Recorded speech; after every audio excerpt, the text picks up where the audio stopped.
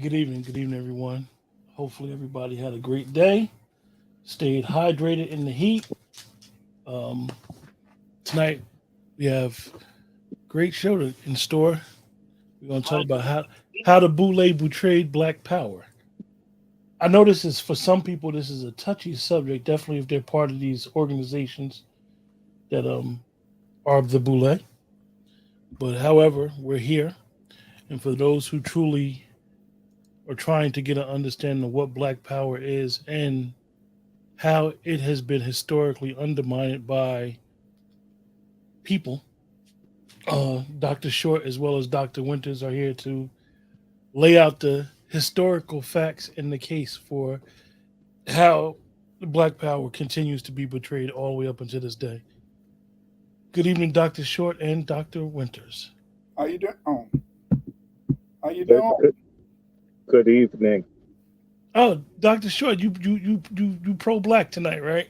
Yes, I'm so black I don't want you to see my face. So I'm gonna start the show with saying I appreciate you two brothers for being here and as we would say paying it forward, allowing you guys to come on and from a historical aspect, giving us a little bit younger people some stuff to go with. I was actually looking at the demographics for the people that watch the show, and majority of the people that watch the shows are the age 40 to 65. And one of the things I think that we're missing is getting into that younger generation. And like Dr. Short was advising me earlier about some moral moral subjects and bringing people back to having some type of decency.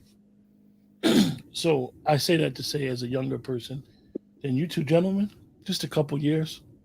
I appreciate you guys for giving me and the audience your time and your information that you're gonna give us. So, Dr. Winters, I'll start off with you. What is Black Power? Black power is the idea in the sense that you have agency over yourself. You see, because see, for so long we've been dominated. First, we were dominated by the slave master.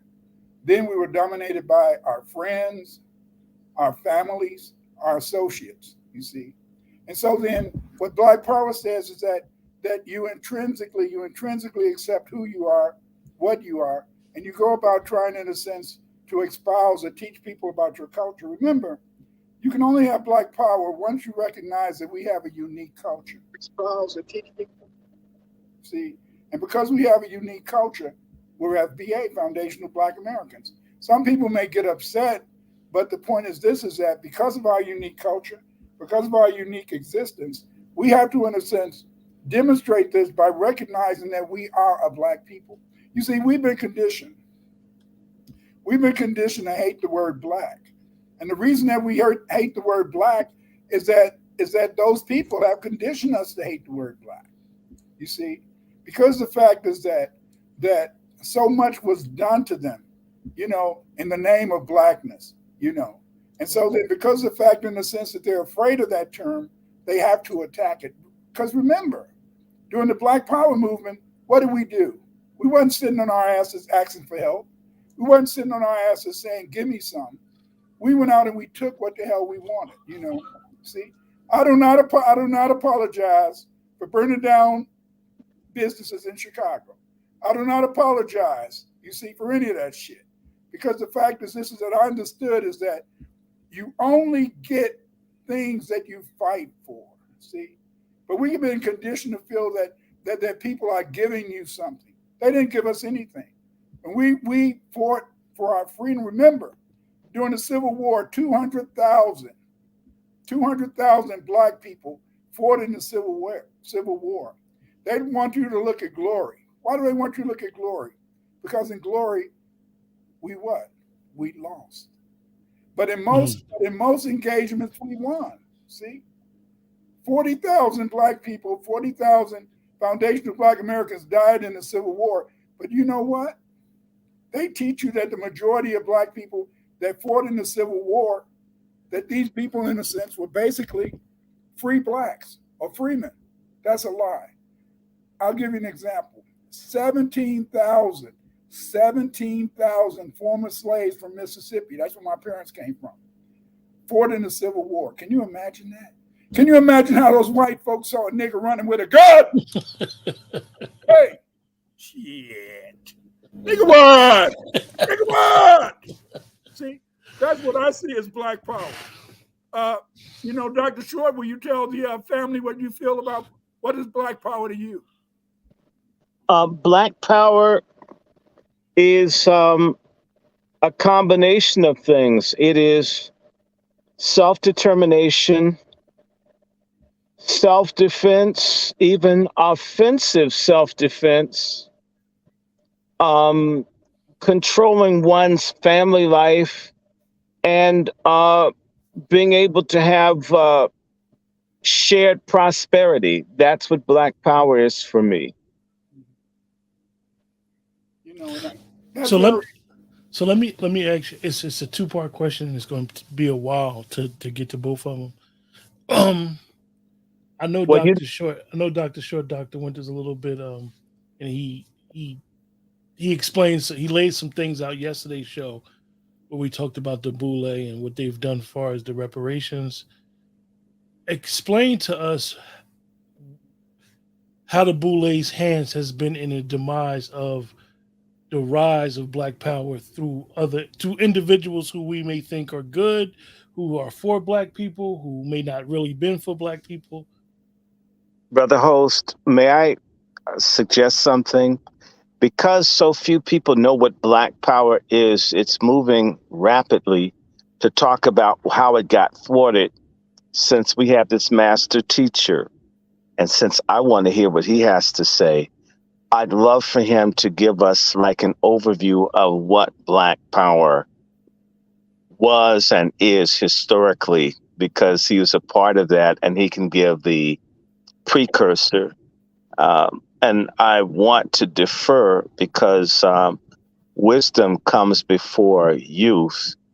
And since he's more wise than he is young, I want him to go first. Yeah, and do that. And then I don't, whichever way it goes, we're just blessed to have Dr. Winters, the author of at least 40 books, 200 or 300 scholarly articles, for him to lay the foundation for this. Yeah, he has a presentation. You ready, Dr. Yes, yes, and I'll reclaim my time and go mute. I'm already. You said you ready, Dr. Winters? Yes.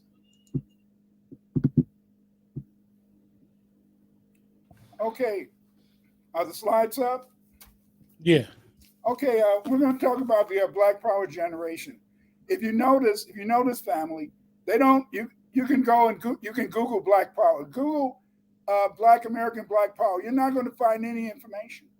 You can go to Amazon and you can try to find some books on Black Power. You're not going to find any books because see, they don't want you to know about Black Power, because Black Power was a time when Black people, in a sense, understood what time it was. We're going to talk about, in a sense, the King Alfred plan. The King Alfred plan was a plan, in a sense, that they had developed that concerned the extermination of Black people in America. Yes, yes, yes. You see? But when we think about Black Power, we think about that picture on the right-hand side when we see the brothers at the Olympics raise their hand. Yes, they were about the business. But nobody doesn't know what happened to them. When they came back to America, the United States ruined their lives. The United States made it so that they couldn't, in a sense, get jobs. See, you don't know how many people that I knew back in the day that died during the Black Power movement. There's still people in jail today that in a sense were arrested, especially Black Panthers, because of their belief in Black Power. There's people in a sense that are still living overseas. I think some of them are still in Cuba, or I think the lady may have died, but we'll get there soon. But the point is this: is that Black Power was a time when we, in a sense, we took it up a notch. You see, back in the Black Power days, every police car carried a shotgun. You don't see shotguns in police cars anymore because often those Black people in Philadelphia, New York, Chicago. They might get a cop car and take that shotgun out and start to try to shoot the police because it was about the business. And that's what we're going to talk about in a sense, this whole idea. Let's begin with Carter G. Woodson. What did he say? Those who have no record of what their forebears have accomplished lose the inspiration which comes from teaching of biography and history. See, they don't want you to know history. That's why you can't find out anything about Black power. That's why they're against CRT. CRT, critical race theory. Why? Because critical race theory teaches three things. Number one, the white man hates you. Number two, the white man will kill you if he can. And number three, the white man has established racism. The most important thing to understand about racism is that racism is about a race. And when you're in a race, it's between two individuals, bye. But they've established a race in which they can win through white supremacy. The use of the big lie. The German propagandist Goebbels, he noted that if you tell the lie big enough and keep repeating it, people will eventually come to believe it. The lie can be maintained only for such time as the state can shield the people from the political, economic, and or military consequences of the lie. It thus becomes vitally important for the state to use all of its power to repress dissent, for the truth is the mortal enemy of the lie, and thus by extension, the truth is the greatest enemy of the state. This is important to understand because, see, they don't want you to know about Black power. They don't want you to know our history. They don't want you to know about Black men and women standing strong. See, you study anthropology. In physical anthropology, we study animals such as monkeys. You know, when you find a bunch of chimpanzees, when they become afraid, they toot their ass up in the air. See, you see these pork chop feminists, these pork chop women, you see them twerking everywhere. That's not a sign of liberation. That's not a sign of power. That's a sign of submission. No. Because they're putting their ass up in the sky because that's what monkeys do when they're afraid. Because monkeys said, just fuck me. So I ain't going to cause nothing. Trouble. And that's what your pork chop feminists is all about. That's why they hate history. They don't want you to study the past. Our group self-interest is B1, Black first, baby. Books to learn more about Black Native Americans. Join my Patreon. Go to YouTube to see my videos on Black history, but buy these books. Yes, buy these books. You see, because, see, our history is not just a history that we've waged over here. We've always been Pan-Africanists. We freed South Africa, yes. We freed South Africa. And if you want to learn the roots of that whole idea about us freeing other people around the world, you better get Dr. Randy Short's book, Slavery's Mastery. Slavery's Mastery, because in this book he tells you how we contributed to the rise of Black people seeking power in Africa. And get my book, We're Not Just Africans. It explains in the sense that we're not just Africans. We're more than that. We're unique people, and you better believe it, family. We're unique people. And get my book, History of Blacks in America from Prehistory to 1877. Know your history, know who you are. The greatest myth about the Native Black American, yes. The greatest myth about Native Black Americans that we all came from Africa. I'm sorry to tell you this. We didn't all come from Africa. Africa is the motherland, but we all didn't come from Africa. You see, back in the day, the white man, he wrote this little book. And in this little book, this is what he said. He said, what is the third race? And what are its characteristics? The American or Indian race found only in America is of a deep copper color, straight black hair, high cheekbones, eyes black and sunken large faces, and robust bodies. This race comprises all the American Indians except the Yaquamas, who belong to the Asiatic race. Yes. I want you to look closely at that picture. They said that's how the American look, right? But then they come down in the same book and they say, what is the fourth race? And what are its characteristics? The African and Negro race, they have a jet black skin, low narrow forehead, black woolly hair, thick lips, and low heels. They're full of shit. Look at that picture. The only difference between that American and that black, that Negro, is what they put some feathers in that brown house. Right. Don't be deceived. Don't be fooled. They know who you are, but they don't want you to know who you are. They don't want you to know in the sense that you are the original people. You are the people here. You are the native people. You are the Aboriginals. You are a unique people. Who are we?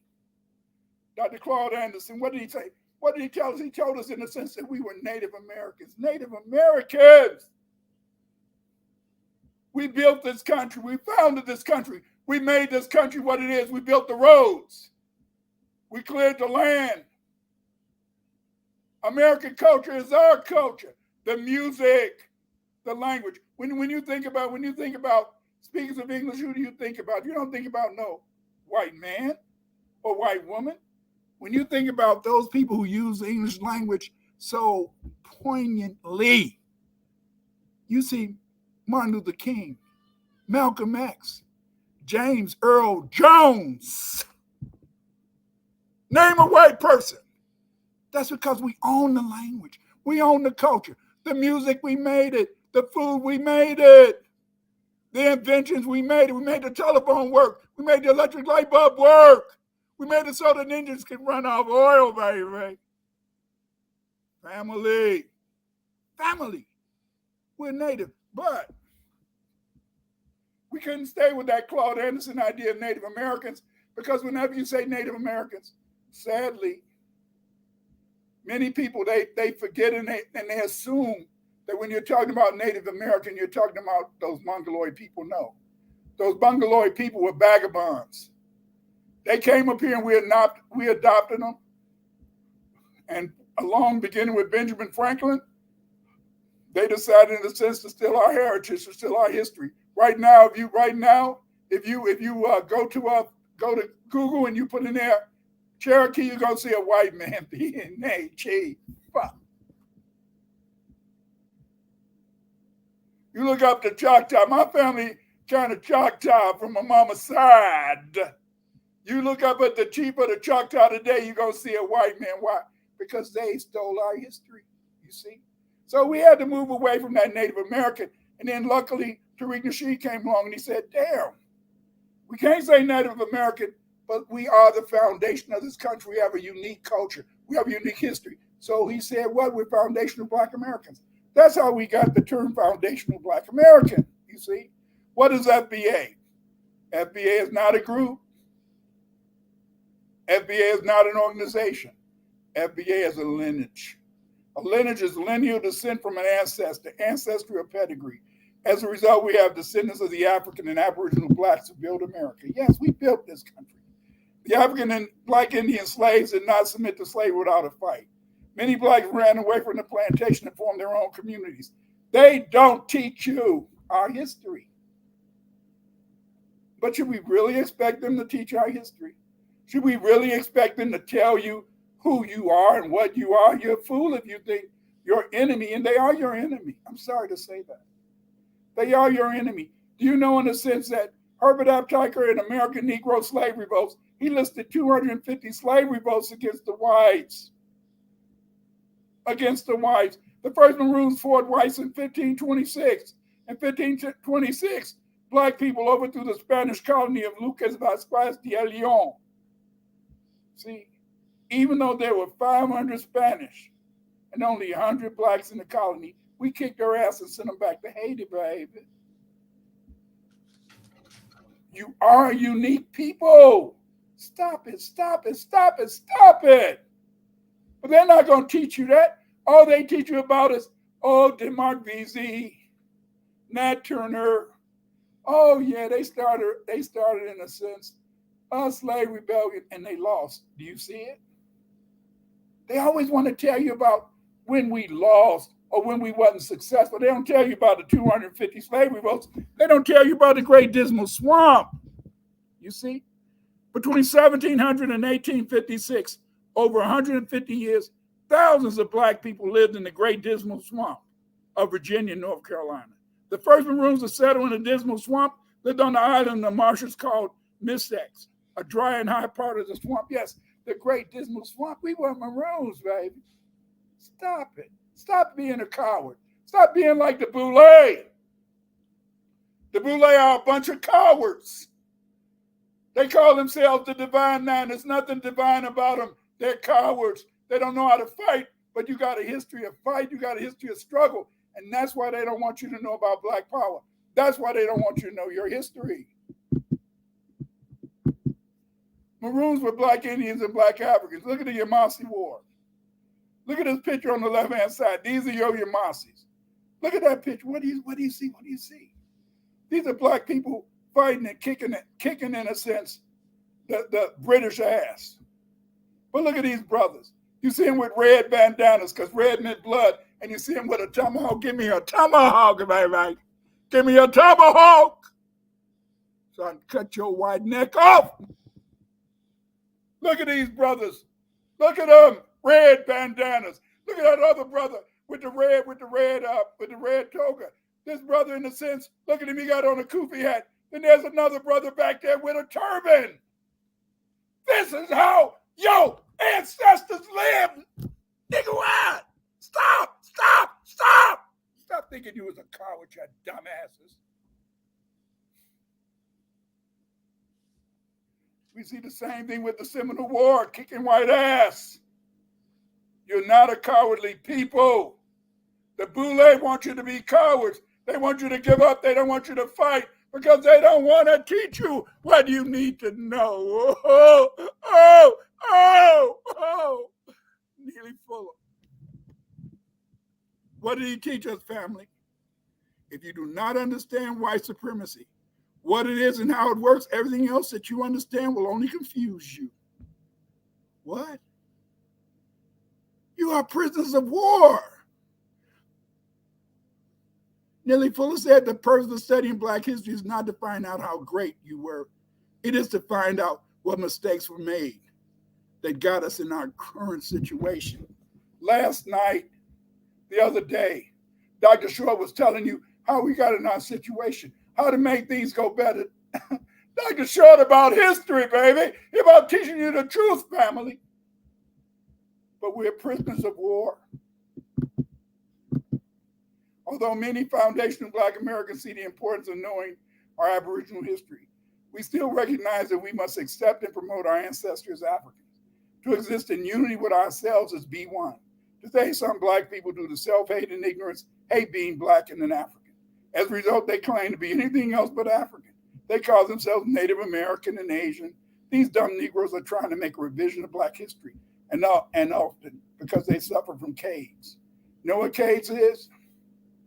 That's culturally acquired identity immune deficiency.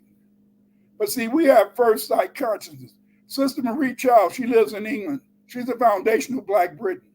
And what she did is that she says we have first sight consciousness. First sight consciousness means that no matter what we do, we can draw on the Akashic records and we can draw on the past. We can draw on the present, the future. See?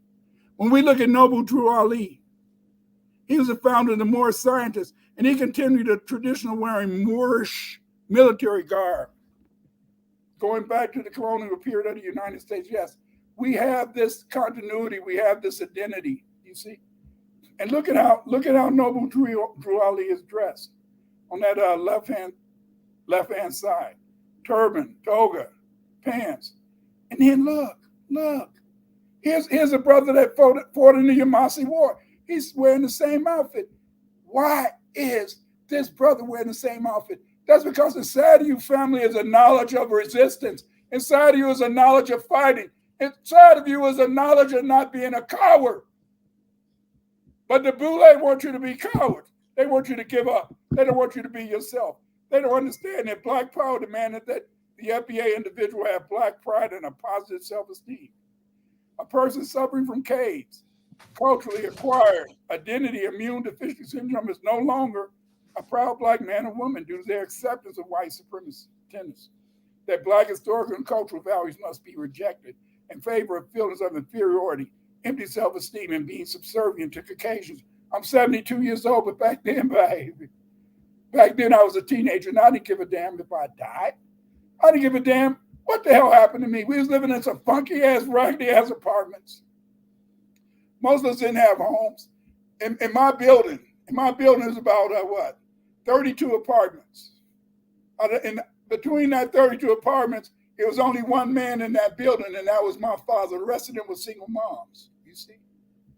But my father was there to teach me, you better not be a damn coward, you see. I didn't give a damn. I didn't give a damn if we burned down all the damn Chicago. Because you know why? Because I believed that God was going to protect us. I believed that when it was my time to die, I could die, and I could die with the belief that I tried to free my people. You know what that means? A boulay person can't feel that. A boulay person don't know how to feel that. A boulay person, all he thinks about is being middle class. All he thinks about, in a sense, is finding whiteness and personal status and social position. That ain't how we felt.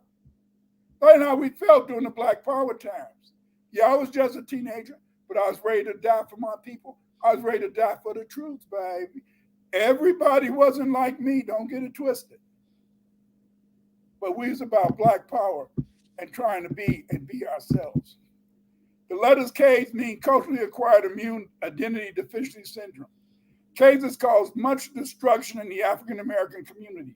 K's is the psychological equivalent to the AIDS virus. Yes, just like AIDS, just like those people who catch AIDS. People can also catch K's, our entertainers, the boulay. These people catch K's. This is an infectious mental illness that causes the individual to lose his or her immunity to whiteness. It's mental domination of their mind and loss of identity. A person suffering from K's is no longer a proud Black man or woman due to their acceptance of white supremacist tenets.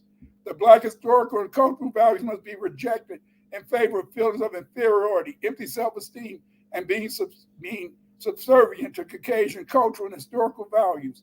They manifest to harm African and Black people generally. Yes, yes, yes. You know the boulay got K's. Instead of them recognizing their Aboriginal origins, Black Indian. Instead of them recognizing their African origin, Sub-Saharan African. They call themselves what? They call themselves a Black Greek. What the? Will you stop? Will you stop?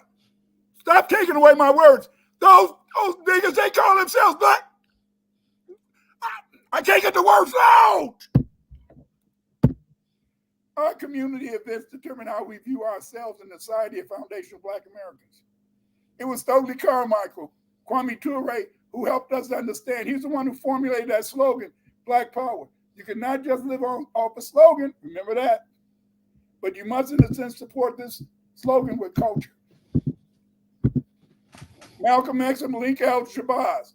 Malcolm X and Malik El-Shabazz was the initial spokesman for foundational Black American unity. He taught foundational Blacks that they were unique people who were not sick because of what they had done to themselves. They were sick and tired of the conditions they lived in, and as a result of the racism and hateful whites directed at them. Us. Malcolm X made FBA realize they were an African people and that they were a part of the world which was dominated by Blacks, not whites. Yes, family, we're the global majority. There are very few whites.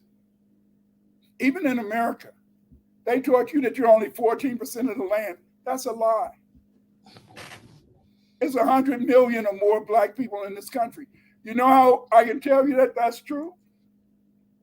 The South Africans, they came over to America in the 1920s and 30s. They wanted to learn about Jim Crow. And they wanted to learn how they could dominate their Black majority in South Africa. Now you think about this, people. You think about this, family. Why would people from South Africa come to America to learn how to dominate a Black majority if we the minority? Think.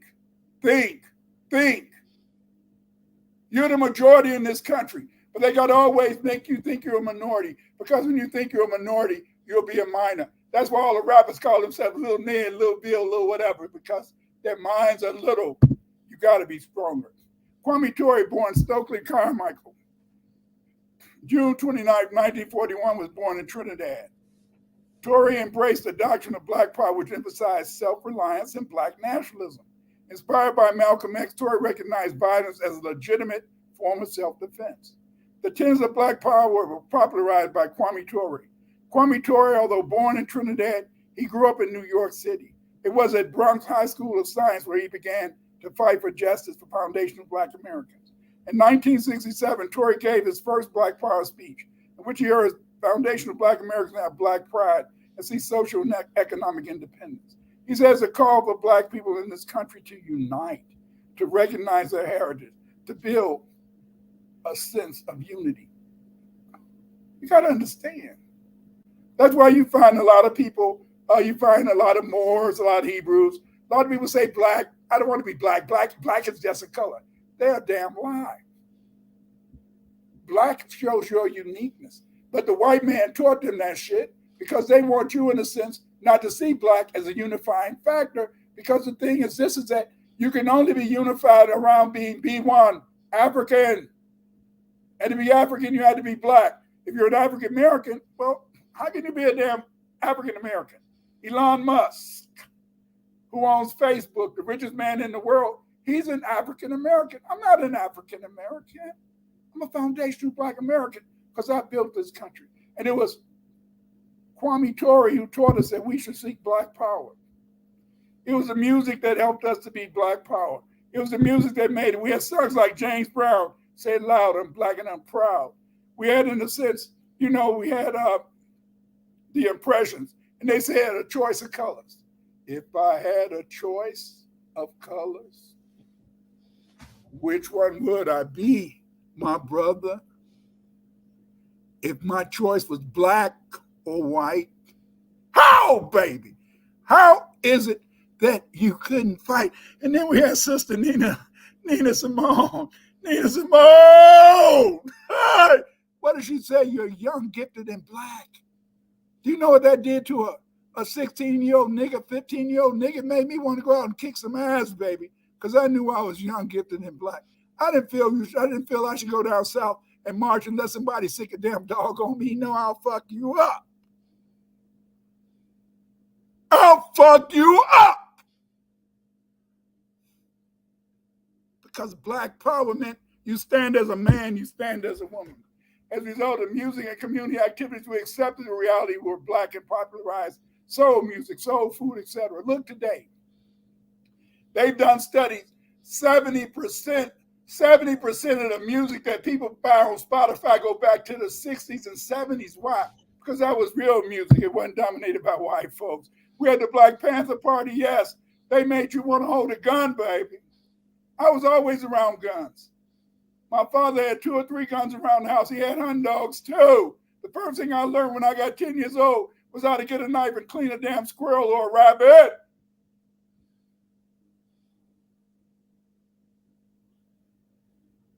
But it was the Black Panther Party that taught us, family, that to real have Black power, you got to have your guns. Do you understand today? Do you understand today? Do you see that the only place that they be talking about getting rid of guns is in the city? Because they want you not to have a gun. They don't want you to have the power to protect yourself. Bobby Seale and Huey Newton founded the Black Panthers in Oakland, California. The Black Panthers do not believe in nonviolence as a strategy for foundational Black Americans to obtain freedom. Yes. What did I tell you? Neely Fuller has taught you that you are a prisoner of war. Since you're a prisoner of war, you're not free. Don't you ever believe you're free. The Black Panthers believe foundational Black Americans should be armed and, if necessary, use violence as self-defense. In the 10-point platform of the Panthers, it was noted we want freedom. We want power to determine the destiny of our Black community. We believe that Black people will not be free until we are able to determine our destiny. Yes, but this is the main key. The most important literary work of the 1960s was made by John A. Williams. In 1967, the novel The Man Who Cried I Am was published by the foundational Black American writer John A. Williams. This book is about Max Reddick, a journalist who learns about a secret government plan to exterminate all 22 million foundational Black Americans in the event of a national insurrection that turned into a civil war. Yes, you see. I got to go to college because we burned down Chicago after Martin Luther King died. They didn't let me, I wasn't going to go to college if I wouldn't have burned down, but they said, we might take this mother. Stop cutting me off. They thought we was going to take this mother. Stop.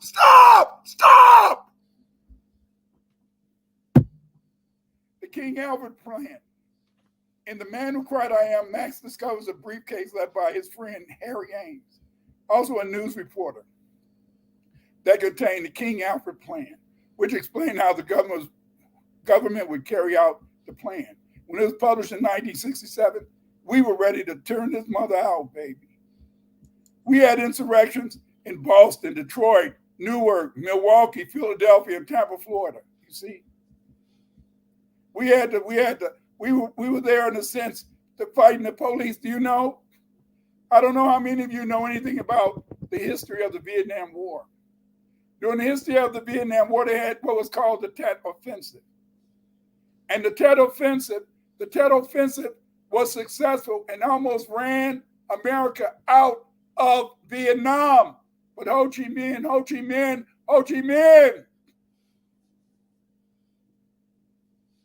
he did the Tet Offensive because he said that black people in Chicago, Philadelphia, etc., could hold down the police, hold down the National Guard, that he could take over the country, and they did almost run America out because they was copying off us.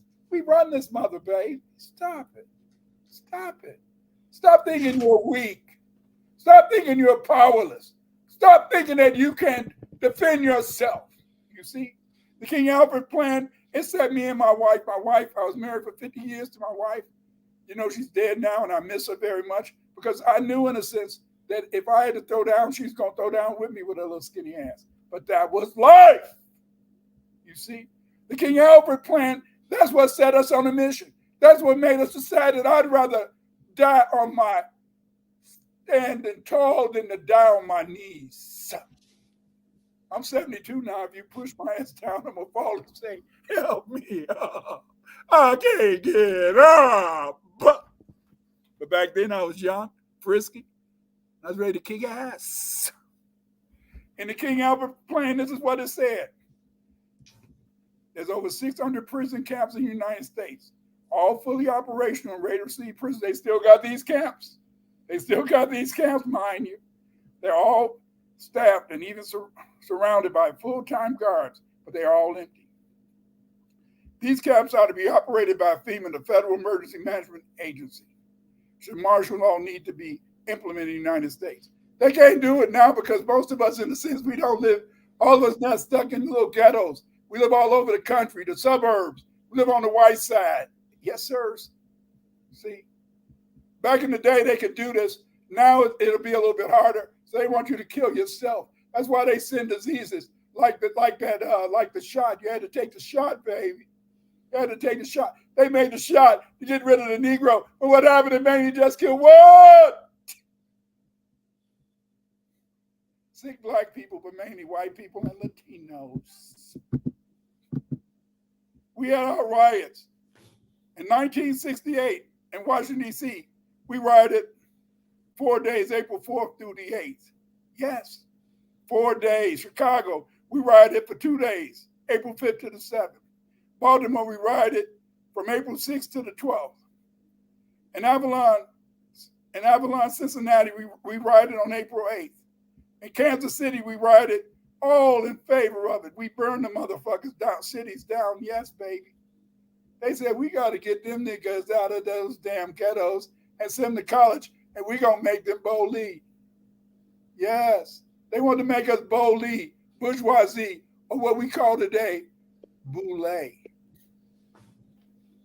They wanted to make us boulay, but for some reason, I kept my senses. Do you know, I'm going to tell you a little secret, people.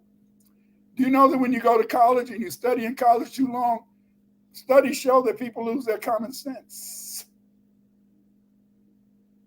You're not supposed to come out like me and Dr. Short. You're not supposed to have this sense of revolutionary spirit, this sense of fighting, this sense of teaching us to fight fight, fight, fight.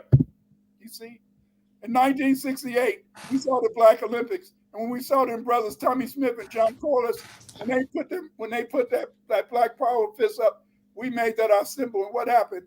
Everybody got a copy off us. Look at those people riding in France today. They got to throw the power head. That's from us, baby. You are a unique people, family. You are, in a sense, a unique people, and everybody follow us. Everybody follow us. Everybody want to be like us. But they hate us. And they hate us because it's people like Dr. Short and myself that want to fight white supremacy. It's people like Dr. Short and myself that want to teach you that the boulay will lead you to death. Fuck. As a result, we became Black nationalists. The riots were also bad for the image of the United States and the world.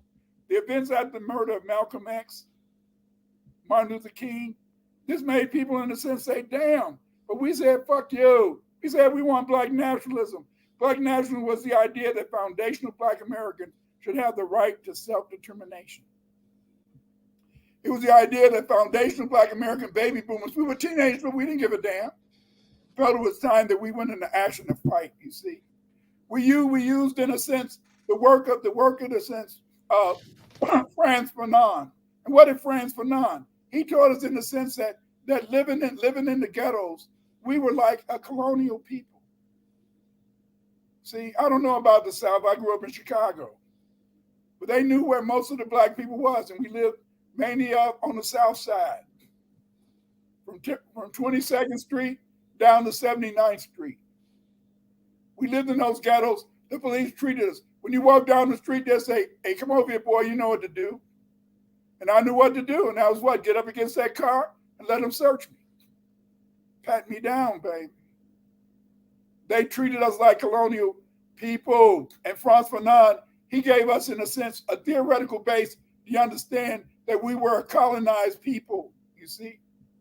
To achieve Black power, many baby boomers began to read the work of Frantz Fanon. They read his work because many baby boomers who believed in Black power believed that the ghettos they lived in were treated by the police the same way settlers treated the populations they colonized. Isn't that the way they do us today? Have you ever noticed? Have you ever noticed when the police is chasing a black thief, a black robber, a black gangbanger, they usually arrest that brother. But it's that brother, it's that Black man or Black woman who's innocent in a car, just driving. They kill them. Why? Because they don't want you to be independent. They don't want you to be innocent. They don't want you, family, to have any damn thing, you see. And that's it. But we had to have a theoretical base. Our theoretical base for Black power came from what? The Black student movements. Yes, we was out protesting.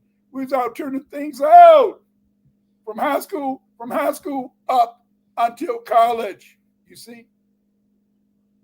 Dr. Short began his fight for our freedom when he was in high school. Really, when he was younger than that, see. But we had a theoretical base. We had Asante, you see. We had Amos. Look at this last picture at the bottom, you see. We had Amos Wilson. We had Francis Wilson. We had people giving us a theoretical base, letting us know that we had to fight, and not only fight, but also that we were a unique people. And that those other people hated us not because we were ignorant. They hated us not because we were, in a sense, just ghettoized. They hated us because we were Black. You need to know what happened to us to imbue in you. See, it's this amnesia. We suffer from amnesia.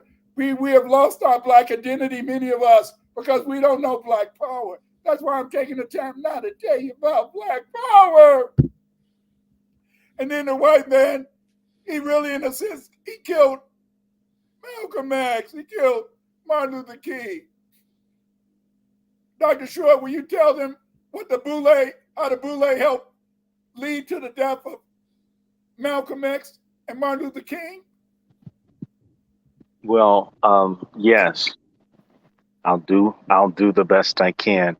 I want to go back and, first of all, before I start, thank you for speaking for what Black power is from a generational standpoint that a lot of people won't hear.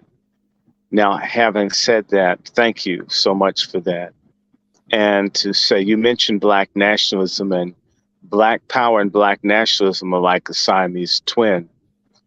And Black nationalism and Black power in reality are a synthesis of all the people, when they brought people from Africa, from over 1,200 ethno-linguistic groups. And there were hundreds of indigenous nations and confederations here in America. And of course, they brought people from Europe. This Black identity is a synthesis of people from, in reality, and there are also some people from South America. I have Mayan and Inca ancestry. So we have this Black thing is a synthesis, a fusion of people from 4 continents, hundreds of cultures melded into one. And so whether a person was Maya or Yaqui or Apache, Yoruba, Hausa, Zulu, Welsh, Scottish, Irish, whatever, Piscataway, Yamasee, Choctaw, Pahoney, Delaware, Wright Creek, Blackfoot, it all became one Black people. This is what's happened. In fact, it's got even the people who hate us spellbound. How in the hell did all of these people that they meant to work to death and get rid of become a resilient people with a coherent culture, knowledge, and a sense of being a people? And the English language being the unifying bond. So don't let anyone tell you that English isn't your language, because nobody sings My Girl in Zulu or Fula or Ibibio, right? And they're not singing it in Wolof or Fang, right? And they're not singing it in Spanish or French or Creole, or for that matter, they're not singing it in Geechee or Gullah either. Not to knock any of those languages. So what you have, my brothers and sisters, is out of oppression, forced migration, genocide, brutality, and everything else, the creation of a people. A friend of mine who passed last year called us PMIs, or PMAs, People Made in America. But what was made in America? A unique culture that's called a Black culture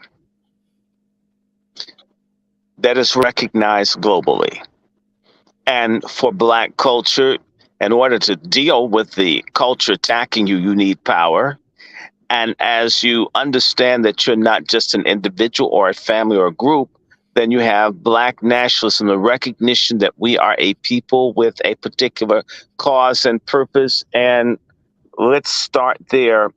And I want to make everybody understand, so we can go all the way back, that Black power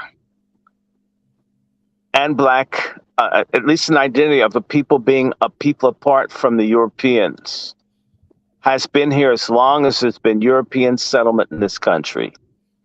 And the European people have been the main folks either doing 2 things: assimilation as a means of genocide, or out and out destruction and marginalization of the people that were already here. I describe myself as DAFTA meaning descendants of Aborigine and forcibly trafficked Africans in America. Okay, so that includes everybody. I didn't put the Europeans in there. We'll have to come up with another term, Dr. Winters. But having said that, let's go with Black power a little bit further.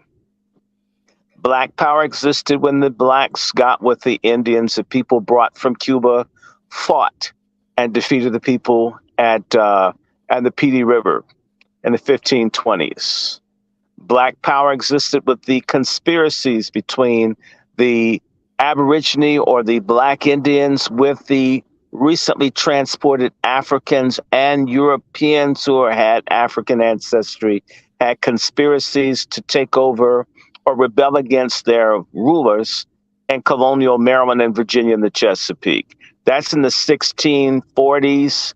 And of course, the worst episode is the Bacon Rebellion that happened 100 years before the American Revolution, wherein blacks from Europe, blacks who are a mixture of the Europeans, the Indians, and the Africans and the Indians threw in their lot with angry white folks to try to topple the royal governor in in Virginia in the 1670s, out of which, and it's interesting, that unity occurred prior to. How did they counter that unity? They created racism. They created a white caste system to counter the unity of these different people who were coming and becoming one people. Am I right, Doctor? You're absolutely correct. Keep going. It's absolutely terrifying to them. These people from 3-4 continents got together and started fighting. They were going to have to create a system to permanently marginalize and control these people. And so they enfranchised their henchmen, which is the white majority, people who would then be identified as white in exchange for not intermarrying or mixing with the black people, or Negroes as they were called. A Negro was inclusive of the people from Europe that were not white, the people from Africa that were not white, and various Aboriginals, including those brought in from the Caribbean and from South and Central America. Yes, sir. Okay, you also had to remember this is that back then, remember in 1751, Benjamin Franklin, he acknowledged that the Russians, the Spanish, all of these people were swarthy or black. Okay, we know that. So they were real slick. When they said you were a white man, and they didn't do that until after the Bacon Rebellion. When they said you were a white man, that meant if you had European heritage, even though you were black, you were still white. You have to understand is that when they always teach a lie. They teach a lie that they brought many people from the Caribbean. That's not what they did. Let me tell you what they did. What they did is this. Back in the day in Virginia, it was against the law to make a black Indian a slave. So what they would do is that when they ran out of black people to work on the sugar plantations, the tobacco plantations, they would attack a village of black Indians, and they would sell these black Indians to the West Indies, usually to Bermuda. Then they would bring them back and say, "Oh, these people came from the West Indies." It was a lie. The white men always playing jokes on us. They didn't let no damn slave leave the damn Caribbean because they wanted them to grow that damn sugar. Those were black Indians that they took over there and brought back. And they always had a shortage of labor in the Caribbean for sugar cultivation. Always. All the way up to the Cuban Revolution. Always. And they have a labor shortage even in the Dominican Republic. That's why they have so many Haitians that they don't want. Because sugar work is some of the hardest work, agricultural work of all times. Now, what I want to be clear on is that these people, as they made people white, part of whiteness was what? Being a male and having a gun. Right. Why? To deal with blacks. Right. So in order to counter the growth of a power amongst people that were called Negro, or as we say, black, you needed white power, which was a gun-based power. That gun-based power was also fixed by the fact that who couldn't have guns? Blacks. So intense was this hostility to blacks having the means to defend themselves or to fight against the English dominated group of people that were now designated as white, this invented group of white people, was to make certain that blacks didn't have weaponry, and they began to create the precursor to what we call the boulay, or our trader elite class, is offering people what some people call the mulatto escape hatch, where some people could mix and somehow cross over and leave the black group, and or manumit for meritorious service, in particular being against your brothers and sisters. We're going to let you be white. We're going to let you have a gun. But you've got to promise that you're going to keep mixing and blend out your black, Indian, whatever heritage, and you're going to be basically washed out and as white as we are. That's a cultural trend. Now let's skip. We know that there were hundreds of slave revolts. We also do not, with the slave revolts, Mr. Aptheker, a Jewish gentleman who's alleged to have been a molester of his own daughter. I don't know if you know about that. So I'm glad he knew about slave revolts. Seems like his daughter should have revolted against the father touching her, but that's another discussion. Most people ignore the fact that many of the so-called Indian wars were black and Indian wars against white colonization, whether it's Prince Philip's War or King Philip's War in New England. Of course, we talk about the Seminole conflict. What's not as well known is the Red Stick War or the Southern Creek War against the U.S. government. And speaking of black power, the Creek Indians with black allies brought one of the greatest military defeats in American history in 1813, when up to 400 or 500 American citizens, soldiers, families were wiped out by a force of blacks and Indians at Fort Mims in Alabama. They won't teach you that one. They talk Fort Mims, M-I-M-S. Fort Mims Massacre, look it up. Look it up, look it up, look it up, look it up. Hundreds. They wiped them out. This is why Andrew Jackson went in and did genocide on the Creeks. They wanted payback for being beaten down by black and Indian forces. And when those Southern Creeks were driven from Alabama, they went to where? They went to Florida, and they hooked up with the Seminoles. And by the way, the Seminole or so-called Negro Wars, depending on whose documents you read, those wars go all the way back to the 1720s, meaning that there was a continuous conflict from the 1720s all the way up until just years before. In fact, the last real conflict or issue between Seminoles and white power was in 1858, the year before John Brown's raid on Harper's Ferry in 1859. And that's exactly 1 year before the start of the American Civil War. So the idea that all these people up north just started fighting to free black people. No, these white folks showed up to fight after we had fought for over 150 years. This situation couldn't be contained.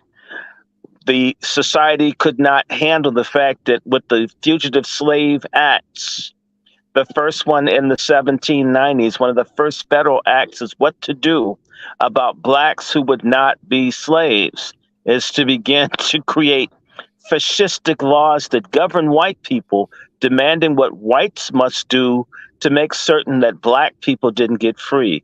And their subsequent Fugitive Slave Acts, in particular, even one in 1850, which was so onerous, even folks who are white, enjoying white status, found it overhanded, too heavy-handed and vile.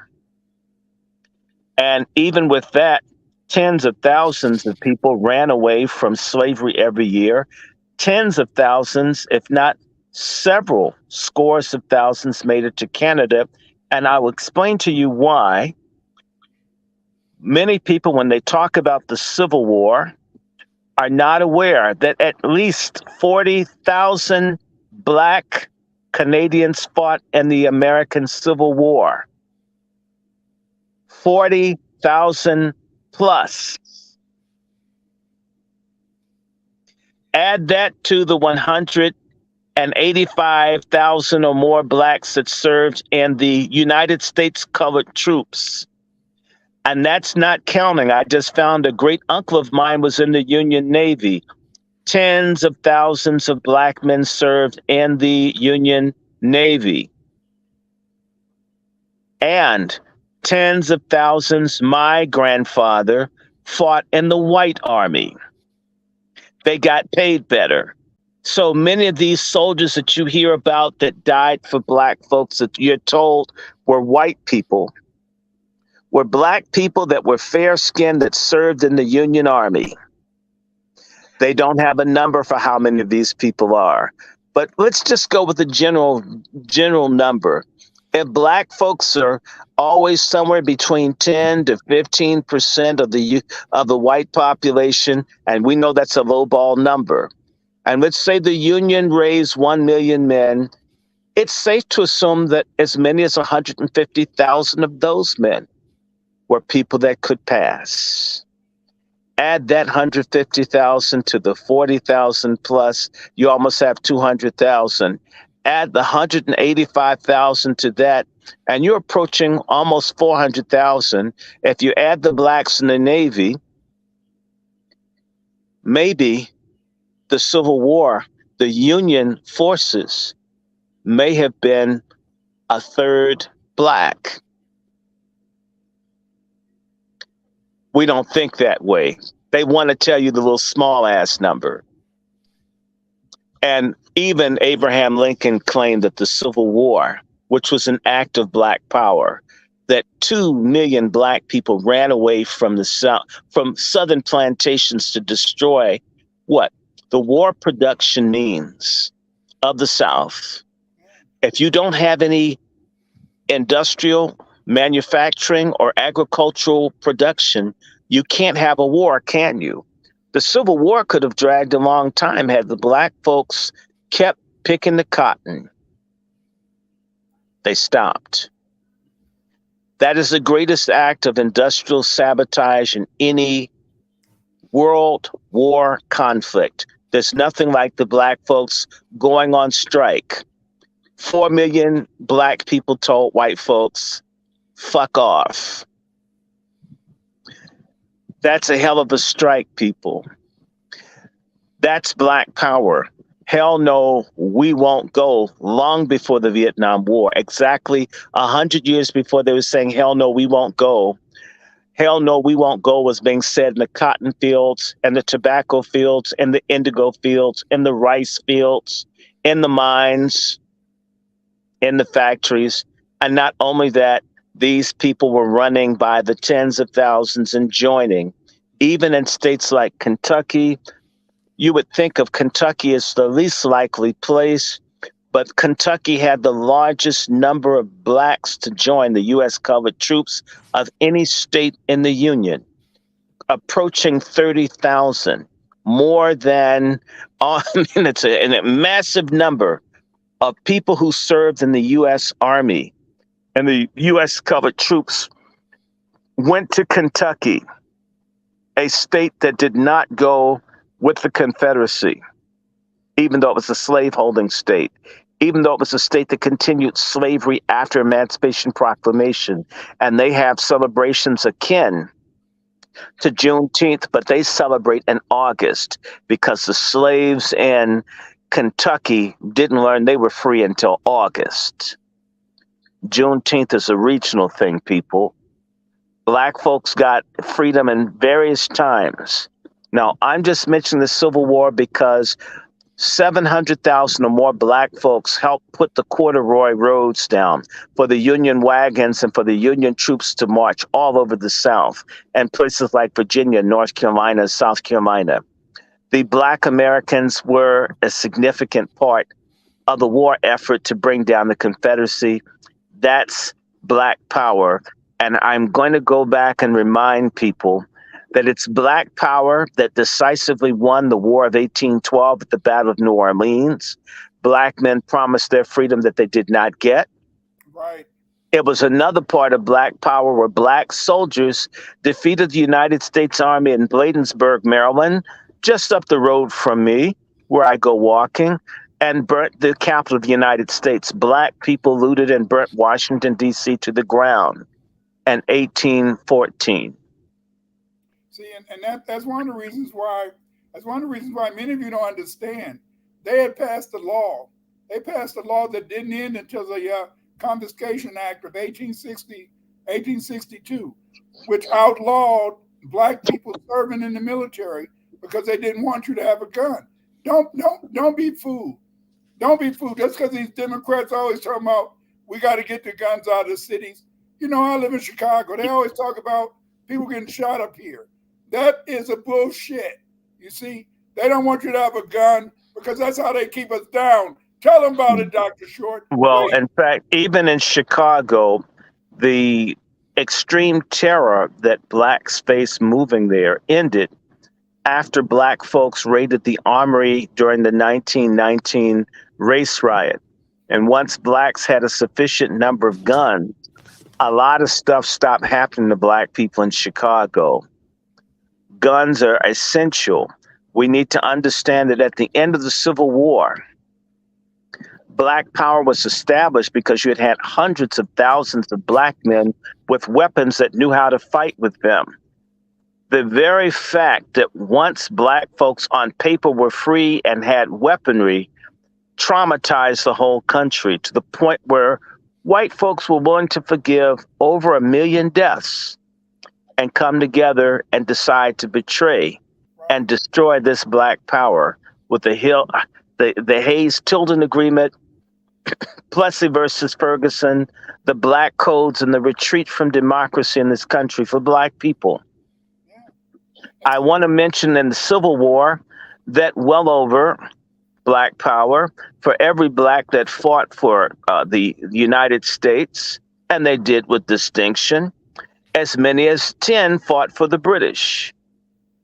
At least 80,000 Black people fled this country following the American Revolution. And many of those people came back in the War of 1812 to try to free their families. Many people are not aware that here around Washington, D.C. and the Chesapeake, you had a guerrilla war where Blacks were shooting and helping British soldiers terrorize the area for their freedom. And well over 1,000 Blacks from the Washington area joined the British Royal Marine, and they were called the Colonial Marines. These were the people who defeated the U.S. soldiers in the Battle of Bladensburg. Black power is not new. It's ongoing. It has different manifestations. It's sort of like a candle. It just needs a fire to get the wick burning. I want to emphasize that the Great Dismal Swamp, where my family lives or lived, says my family griot that passed last year, that it was a hub for the Underground Railroad. Many of those Blacks that got to Canada through the Underground Railroad ended up being those soldiers that fought in the American Civil War. They came back. These same Blacks that fled to Canada during the American Revolution were part of the resistance when the Anglo-Americans in the United States tried to take over Canada. Teeny tiny Canada beat the shit out of America in the War of 1812. Part of the reason is some of those Black folks who knew about slavery were ready to fight to the death. See, this is very important for you to understand. Is that when we're talking about Black power, that's why I want to break down the history. Black power, like Dr. Short is telling you, is not new. It's not a new phenomenon. It's all about Black power. But see, they teach you, they make movies like Glory, you see, where they show all of the Black troops losing. No, most of the battles that foundational Black American soldiers fought in, we won. That's Right. one of our few losses. Do you know? Do you know the most hated? The most hated special forces. The most hated special forces during the Civil War was led by Harriet Tubman. Harriet Tubman and 7 other brothers, they burned down about 50 plantations in North Carolina, and they had an outrage from the South, from the North. The North got so mad that this sister was going around burning down plantations in North Carolina that they wanted her, court-martialed, because they didn't understand is that that's what war is about, kicking ass. And she had a bounty of over $50,000 on her head. That's the lowball number. That $50,000 you need to multiply by about 50 to figure out how much money they were willing to put down just to get her. And so I'm giving this history on this Black Power so we can shift to the cities. When the Civil War was over, when Reconstruction was over, when people like my family left the Dismal Swamp and moved into cities and towns, when there were conflicts, it's called communal violence. Rosewood is communal violence. Black Wall Street is communal violence. What happened to the black towns, Lake Lanier, is communal violence, where blacks didn't want to give up their land. They refused to be what's called expelled. They had those in Kentucky. Expulsions where blacks were burnt out or driven out of dozens of towns. When blacks fought back and couldn't stay, they carried their struggle to the largest cities where there was strength in numbers. So every major black town, area, or community represents a bastion of black power, even if most Negroes think it's party, get high, get promiscuous time. And every single solitary black town and city and community, in particular if it's in a larger white city, has been under attack. We need to understand that black resistance to white terror goes on an urban level, goes all the way back to the Jacksonian period, where there were anti-black attacks from the 1820s all the way into the 1850s.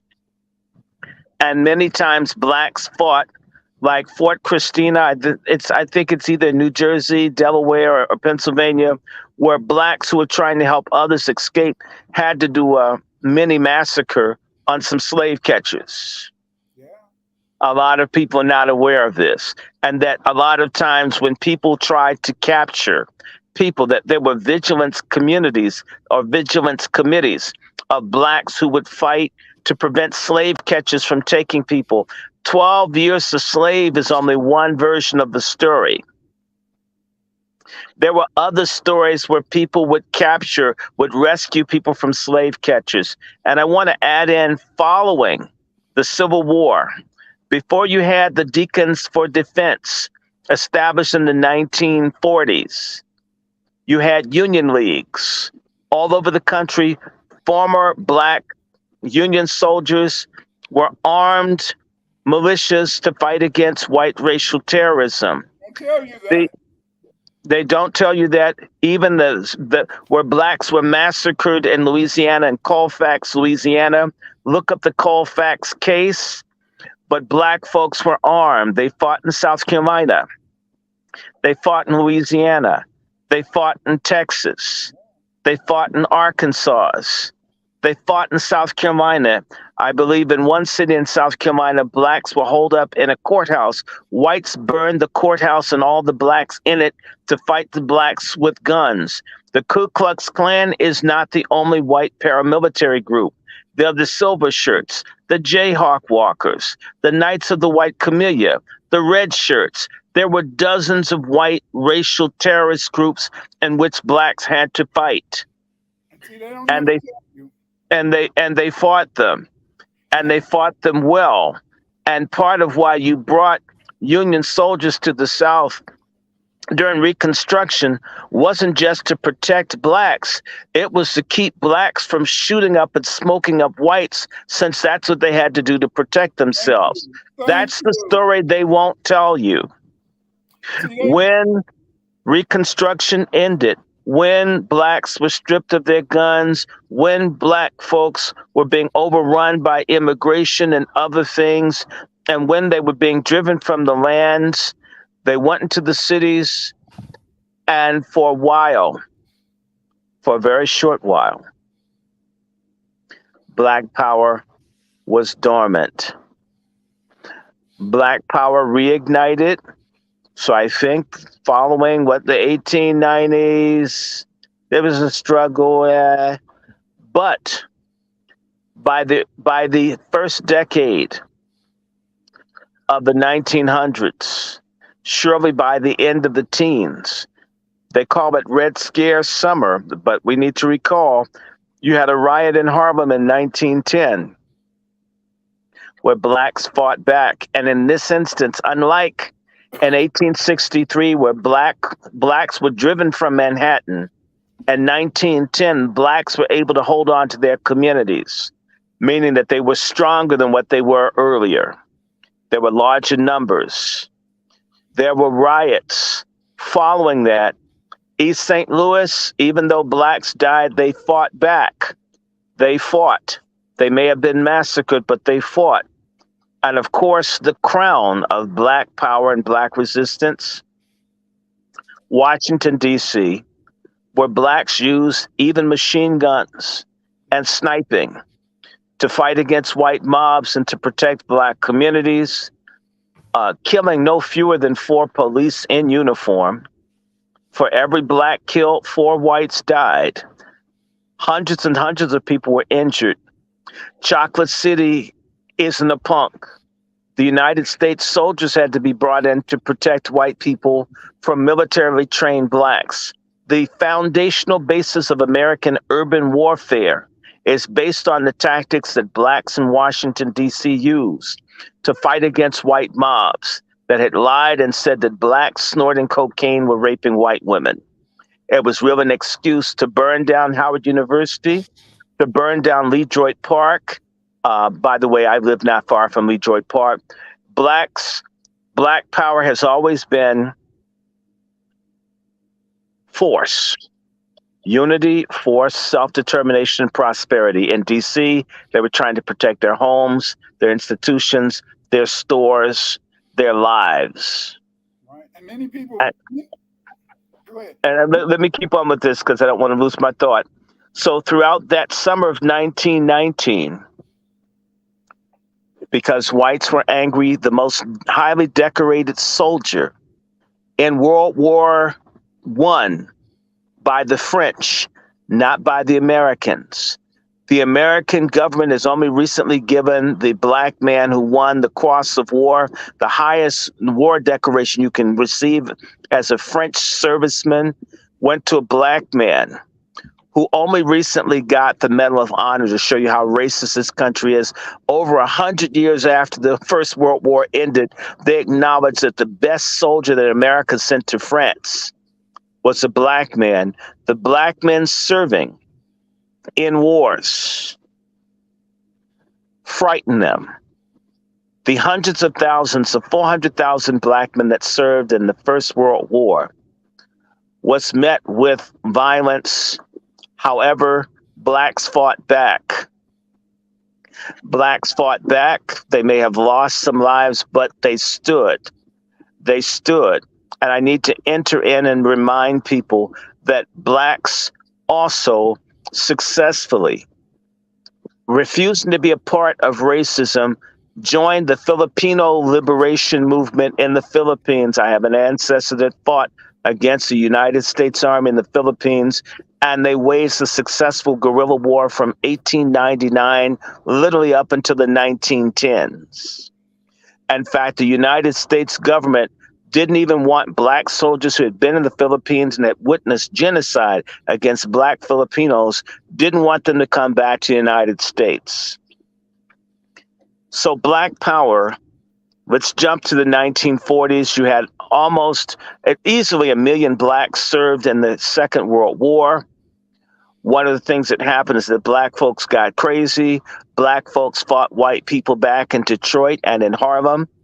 And even there was a fight in Mobile, Alabama that no one talks about, where black soldiers used machine guns fighting against fellow American white soldiers in downtown Mobile, Alabama.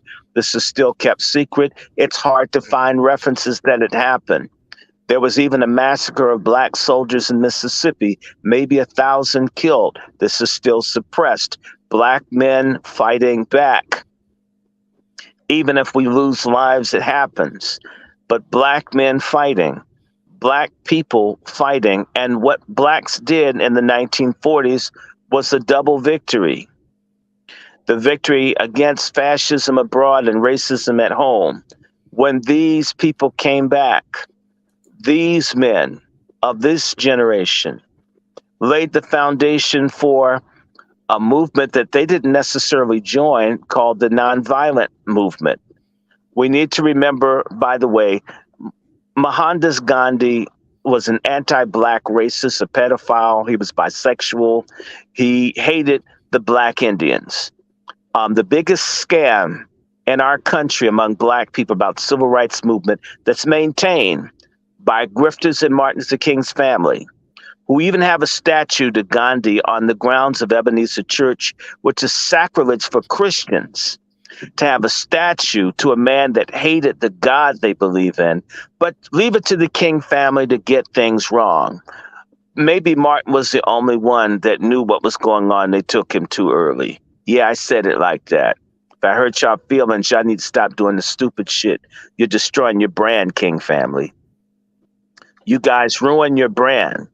And then you'll say, because I criticized you, that I don't appreciate the sacrifice. You know, it's not the sacrifice we have the problem with. It's the bullshit. You're putting shit sprinkles on the ice cream. That's what we're objecting to. Take the shit sprinkles off. It's nothing but love. I'm just saying. Somebody show this to the King family. Y'all are fucking up your dad's lineage.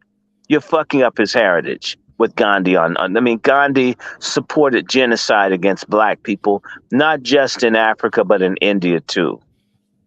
How could he be the guide of black people? Black folks have had to be nonviolent with white people since we've been here because we haven't always had guns. How could Gandhi teach us something? Before Gandhi was born, Harriet Tubman was leading nonviolent protests on the streetcars of Washington, D.C., which she got desegregated. I'm just saying, fuck Gandhi. And fuck stupid nigga teachers if they told you Gandhi freed you. Gandhi was against black power. In fact, the man who created black awareness in India learned it here. Ambedkar, you know who I'm talking about, Dr. Winters, learned this stuff in Harlem. We freed the untouchables in India, not Gandhi free us. That's some bullshit. Bernice King needs to repent if she's putting this stuff out her father's a gun. They don't even know who their own damn father is. They don't know who they are. That's what not knowing your history will do to you. Yeah, but they don't want to know. I know folks that were Dalits trying to talk to Mrs. King. Correct. They couldn't get an audience because they're paid. There's money being given to black people to preach Gandhi because it makes the Hindus, like that Viva Swami Negro who's running as a Republican candidate who hates black people. I believe he is into Gandhi. These folks hate us. How can they free us if they see us as subhuman because of our skin color? And why would the King family perpetuate such a lie against their own people, other than they're getting some money? I said that. I said it. Well, they're in the boule, and there we have it. What do you do with a group of people who you can't assimilate like the Mongoloid Indians or get us all drunk on a reservation? What do you do with the group of people that are arming themselves, educating themselves, developing themselves, and they're developing pride in spite of what's done to them? Then you've got to find a group of people that will betray them. So you get the boulay. Often light-skinned children, brothers and sisters. I'm doing my penance. I come from house nigger families on multiple sides, but all folk who are house niggers are not traitors. They're good house niggers. I'm a good house nigger. I love black people. Okay. Don't let my red brown skin fool you. If you saw the family pictures, what you've seen, brother Holtz, I'm a recent manifestation of what people in my family look like. If you saw what we really look like, when I say to you, my grandpappy was in the white army and got a white pension and had a white name and shit. It's a bunch. I'm sorry. So I hate colorism. I'm doing the best I can, y'all. I don't sell. I've never sold out. I don't look down on people based on complexion. I'm black, but I'm saying this to you. They want it. They need it. A new type of house nigger that they could use to trick, to bamboozle, to deceive, to hijack the advancement of these people. And therefore they allowed the Boule and the Prince Hall Masons and other black people who they basically made pseudo honorary whites as long as they didn't really deliver tangibles to the black masses. As long as you don't really get freedom for the rest of them, you can live good. And this is why I think I sent you that video, brother, on the black middle class. I just tweeted it out. How they're black people, 1 in 6 black people in America are wealthy. We're not a poor people. The problem is the black folks who have benefited from the struggle and from the suffering, those niggas don't share. They're more chinchy than the Catholic nun on the date with Mike Tyson. They don't want to give it out. We've got to shake the boulay down. They've gotten the affirmative action. They've gotten the grants. They've gotten the set-asides. They've gotten the minority stuff, and they haven't shared the rest with us. They are the greatest separatists, the greatest traitors. In fact, they're the greatest enemies of us on earth. And I'm here to ask you to come back with a verdict of guilty, that if you will not do whatever you can to help your people, you're a traitor, and you should be punished. And by the way, I want to say to you, do white people have coons? Yes, of course they do. During the American Revolution, they were called loyalists. They were for the king and not for the people. And what did they do? They weren't very nice to them. Oh, if black Americans would just copy white Americans with what they did to their traders. They tarred and feathered them. They drove them out of business, ran them out of town. You couldn't be a loyalist. People wouldn't even have sex with you. I mean, can you imagine you're about to get some and they ask you your political ideas? If you sisters would simply ask a dude if he was a coon before you gave him some. If you don't read this Malcolm X book, I can't give it to you. And telling and my coochie's itching for it, but I don't want a coon up in here. I don't want any coon sperm inside me. A brother, stop laying the pipe on these sellout pork chops. You know what? You hate being black too much for me to stick this black snake in you. You don't respect your own race. So since you don't respect your race, how can I trust you to like my penis? It's black. No. Don't go back and forth. No. Right? Look. Anyway, the loyalists, I want to remind people, the American colonists, in particular in the colony of South Carolina, go and do your American Revolutionary history. See, these white people and your Negro teachers lied to you. You had a civil war in Georgia, South Carolina, North Carolina, slaveholding areas where loyalists to King George, they were literally fighting and killing patriots. I mean, killing families. It was ugly. The nastiest part of the American Revolution was fought in South Carolina, where they got with Tarleton and the others, and they were fighting. They were literally, it got down to killing non-combatants. If you're not for the king, we're going to kill you. And if you're not for the revolution. So folk were shooting family and everything. White people don't tolerate off-code behavior. Black people do. If you've got a nice car, a big, successful life, If you're totally off code, like all of our entertainers, athletes, and politicians, and mega church nigger preachers, we celebrate people who hate our guts. No other group of people do that. I mean, they'd set your church on fire.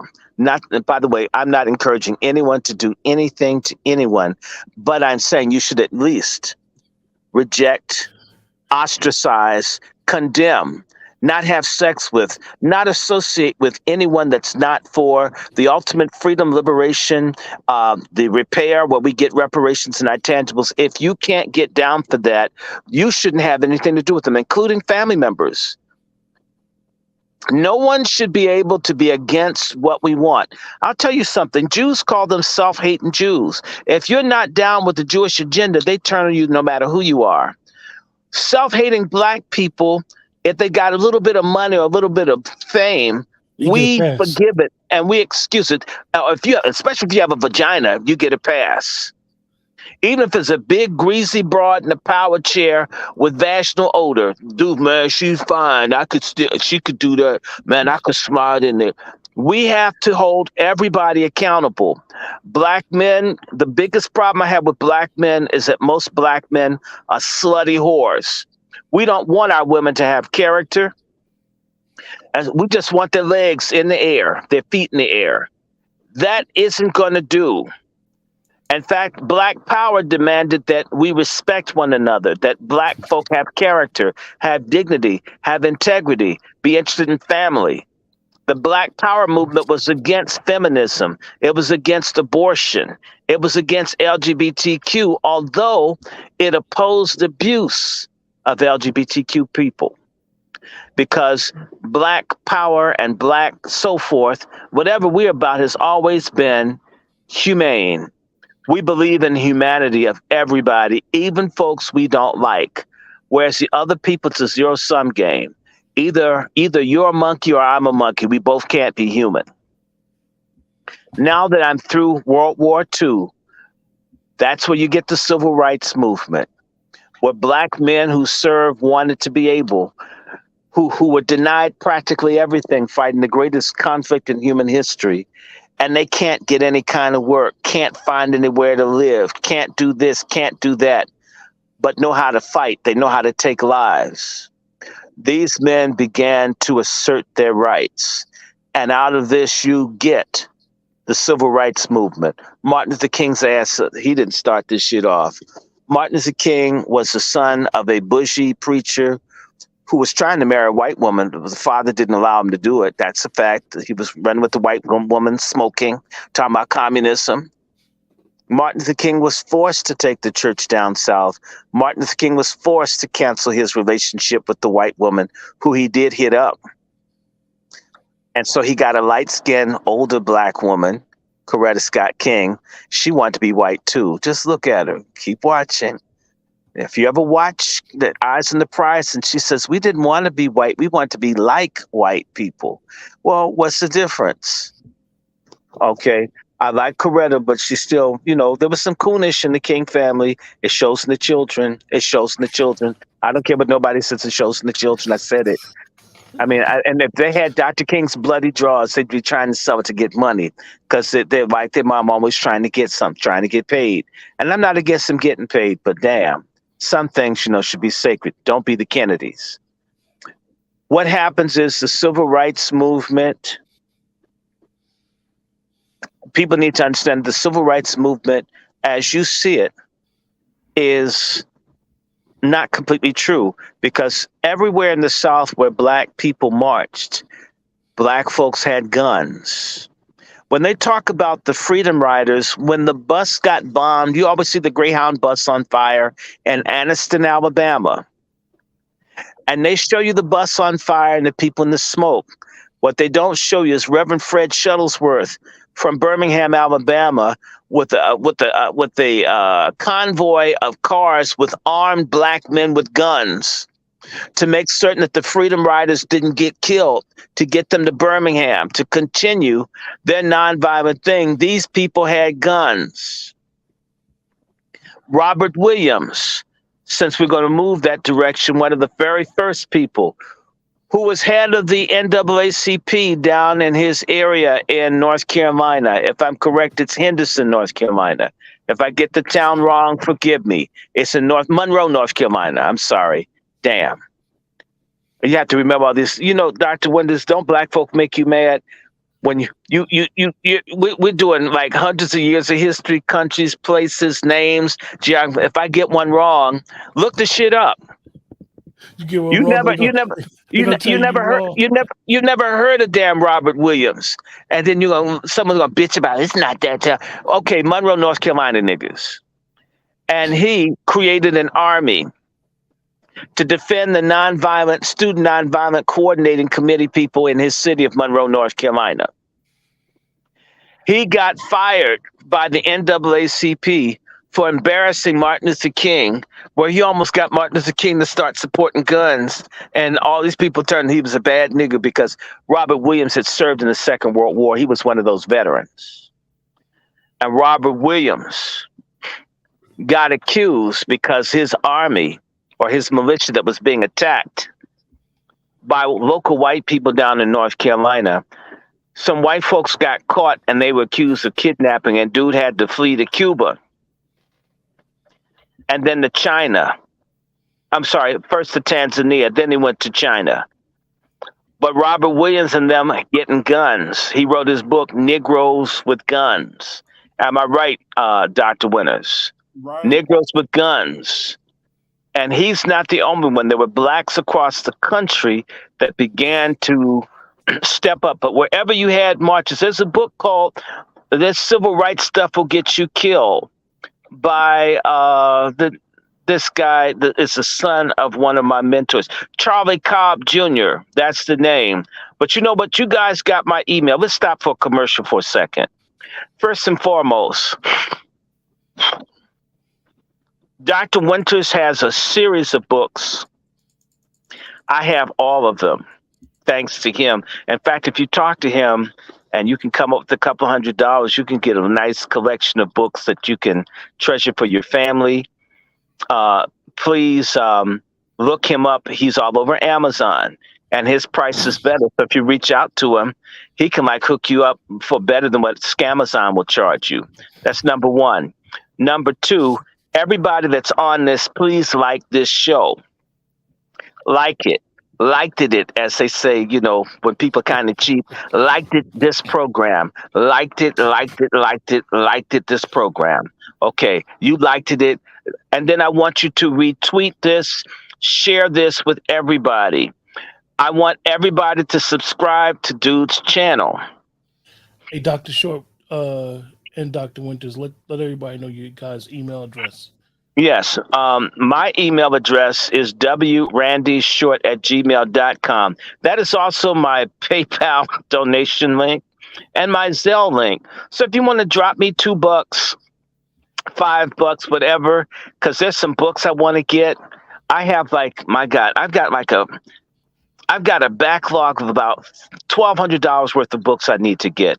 And I can't buy all that straight up. So anything y'all can do to defray that. And then my PayPal is, of course, Dr. Randy Short.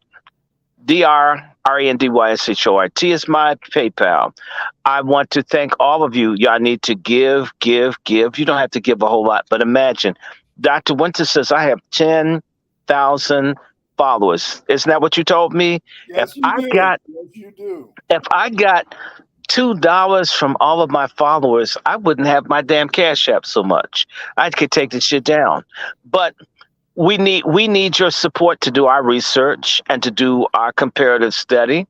And Dr. Winters will tell you, if you can't go to the countries and travel, the next best thing you can do is buy the books and have the materials. Am I right, Doc? You're So I'm looking at some books. I saw a book on scientific racism. I really wanted to get it. In fact, when I looked at the book, was $200. I cried. They dropped it by $100. I still can't afford it. But if enough people drop some dollars on here, I'm gonna buy these things off of Scamazon, because you wonder where I get it from. I read, I research. Dr. Winters, his email is Olmec. I don't always remember the numbers. take the H off a hole. Y'all all know how to spell that. O-L-M as in Mary or menstruate. E as in Elizabeth. C as in and coon. What's the number? 98? 982000 at yahoo.com. Repeat the whole thing. Little O, OMEC, OLMEC 98200 at yahoo.com. You know. All right. Now, so you know that. And so please share this. Subscribe to Let's Talk 2. We're going to do a lot with this platform. We're going to come back. And I'm going to start working on my platform. But this brother, he's been out here, and who cares if his head is pointy to the little gay person out there? We're going to do some more misogynistic, anti-LGBTQ programs. Since he said something about his head being pointed, we're going to, at least his butthole isn't busted. Okay, so I'd rather have a pointed head than a busted asshole. I'm going to just tell you. So, we have a troll that follows Dr. Short that well, yeah, we're gonna get you some butt plugs and some depends. We're gonna right? do a whole show on him eventually. Yes, yeah, we're gonna talk about the disgusting sexuality coons. The people who think that a vagina and an anus are the same thing. They're that smart. So okay, and he's so loquacious. Can you imagine him trying?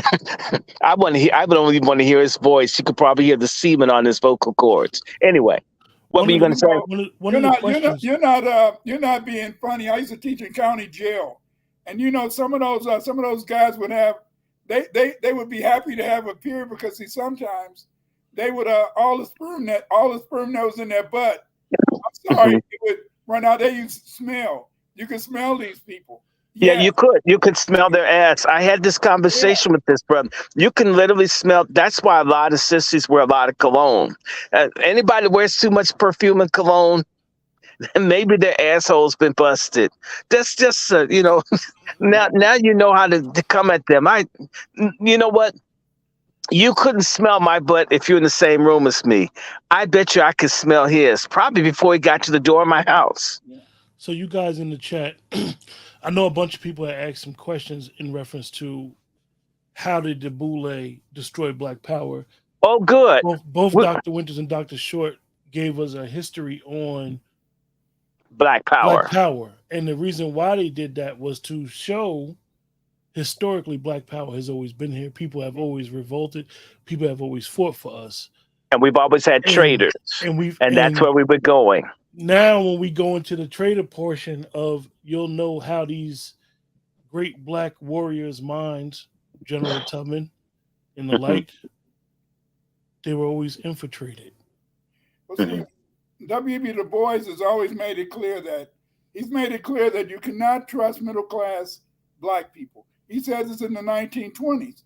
And because of the fact, in the sense that they have CAIDs, culturally acquired identity immune deficiency syndrome. What that is that they lose their immunity to whiteness and they want to be white so bad. And because they want to be white so bad, they believe in a sense that they have to promote whiteness, promote in a sense an attitude that they're better than the common folk.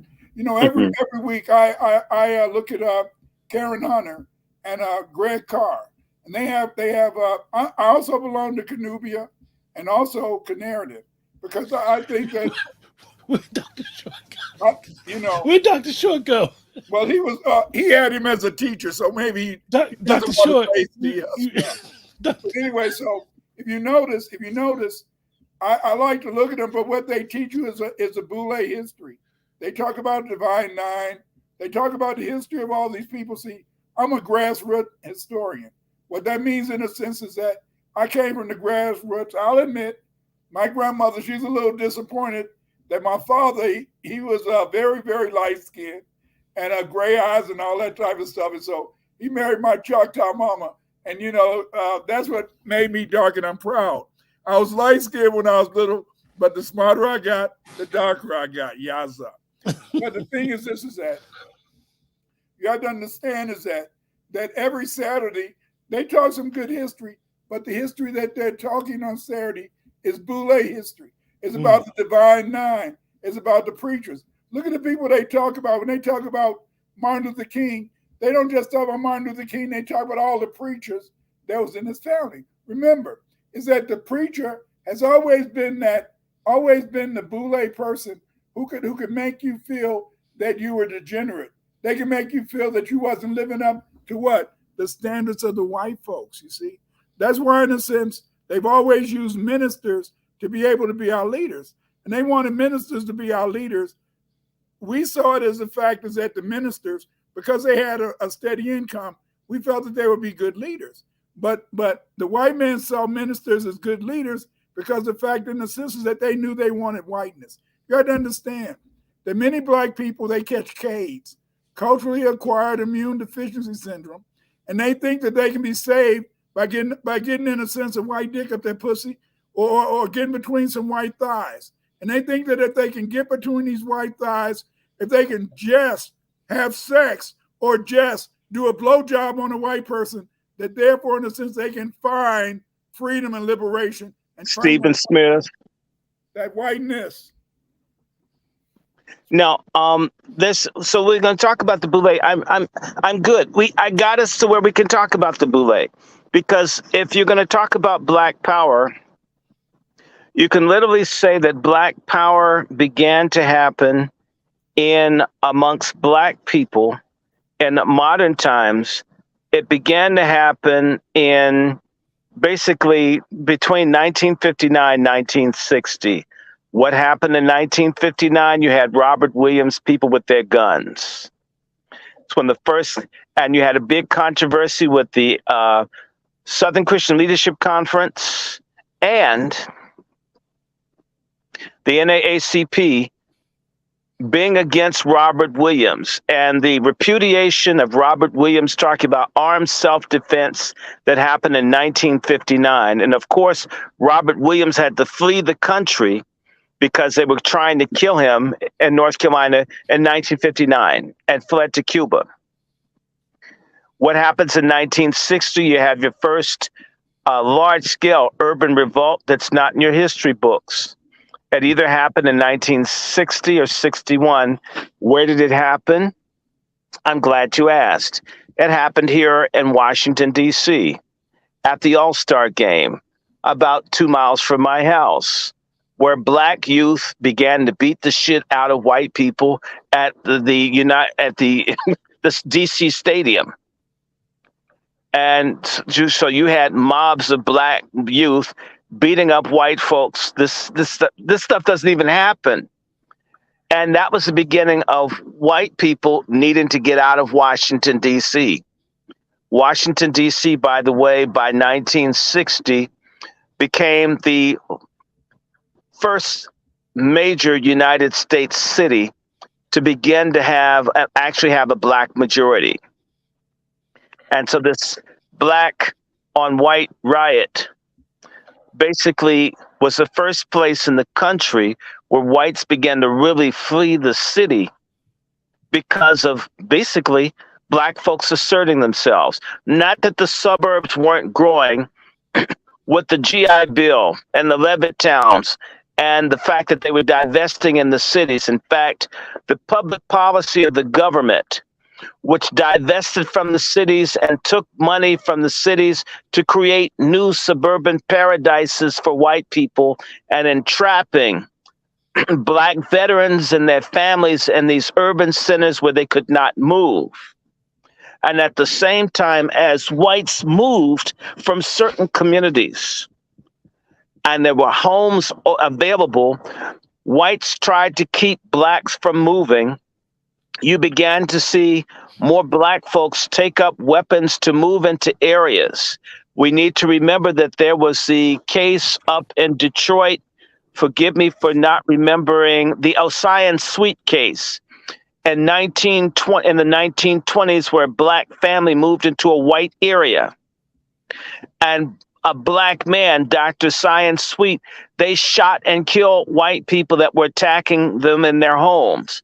It went to the Supreme Court and won, but that family was persecuted and effectively destroyed. So you had Black armed resistance that opened up on a certain level the right to use violence to defend yourself. The whole concept of a man being king in his own castle is linked to Dr. Sweet and them shooting at white folks who were going to try to run them out of their houses. As Blacks tried to get housing following the Second World War, they would be met with armed resistance from white groups like Birmingham instead of Birmingham, bombings in Chicago. This was a frequent thing in which Blacks started to have to use armed resistance to protect themselves. Armed resistance in Mississippi, in particular, everyone talks about one of the early martyrs of the civil rights movement was Medgar Evers. Medgar Evers did not believe in nonviolence. Medgar Evers was a man who always traveled with guns. The Southern Christian Leadership Conference is a watered-down boulay version of what was called the Regional Negro Leadership Conference. It was based out of Mound Bayou, Mississippi, where Black folks believed in guns. In fact, if we want to deal with the Emmett Till case, in part succeeding because Dr. T.R.M. Howard was a man that would sleep every night during the Emmett Till case with 2 machine guns under his arm with armed Black men ready to fight the Ku Klux Klan. Are you hearing me? This man had 2 Tommy guns in his hands. That's how he slept. This nonviolent stuff is a lie. These people were ready. If I couldn't be nonviolent, I would be very violent. So you have a riot in D.C., you have people moving from the cities, and by the middle 60s, many of you are not aware, Blacks in, I believe, Paterson, New Jersey, I believe that's the town, and Trenton, Blacks attacked the armory and took carbines. They took like 48 or 50 military-grade weapons for self-defense. People need to understand that.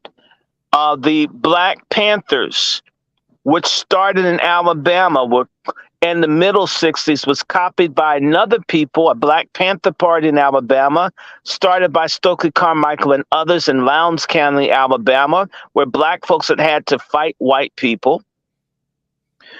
People need to remember there was a march of James Meredith against fear, where he marched and he got shot within, a couple of hours of walking. And that's where the Deacons for Defense and other people were down with guns. There were protests in Plaquemine County or Plaquemine Parish in Louisiana, where the Deacons for Defense, organized in the late 50s, began to fight with the Ku Klux Klan.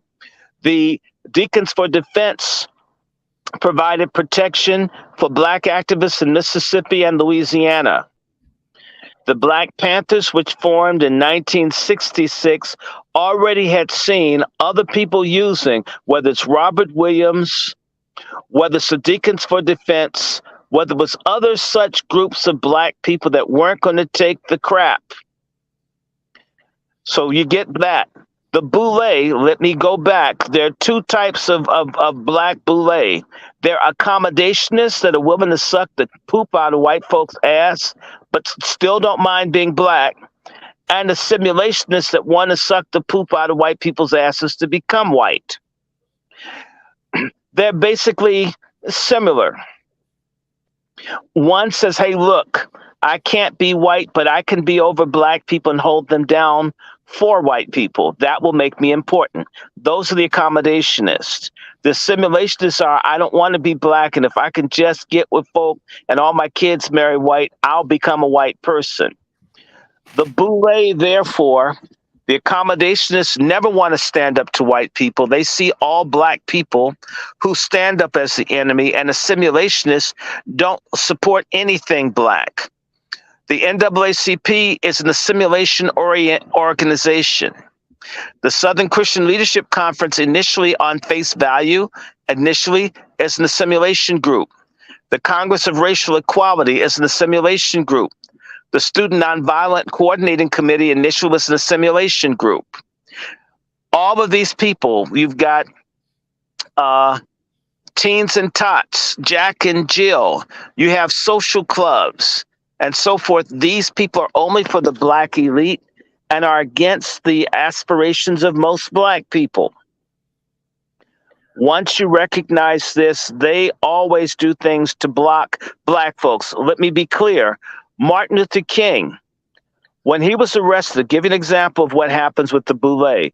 When Martin Luther King was arrested in 1960, the boulay basically left Martin Luther King for dead in the Rulesville prison.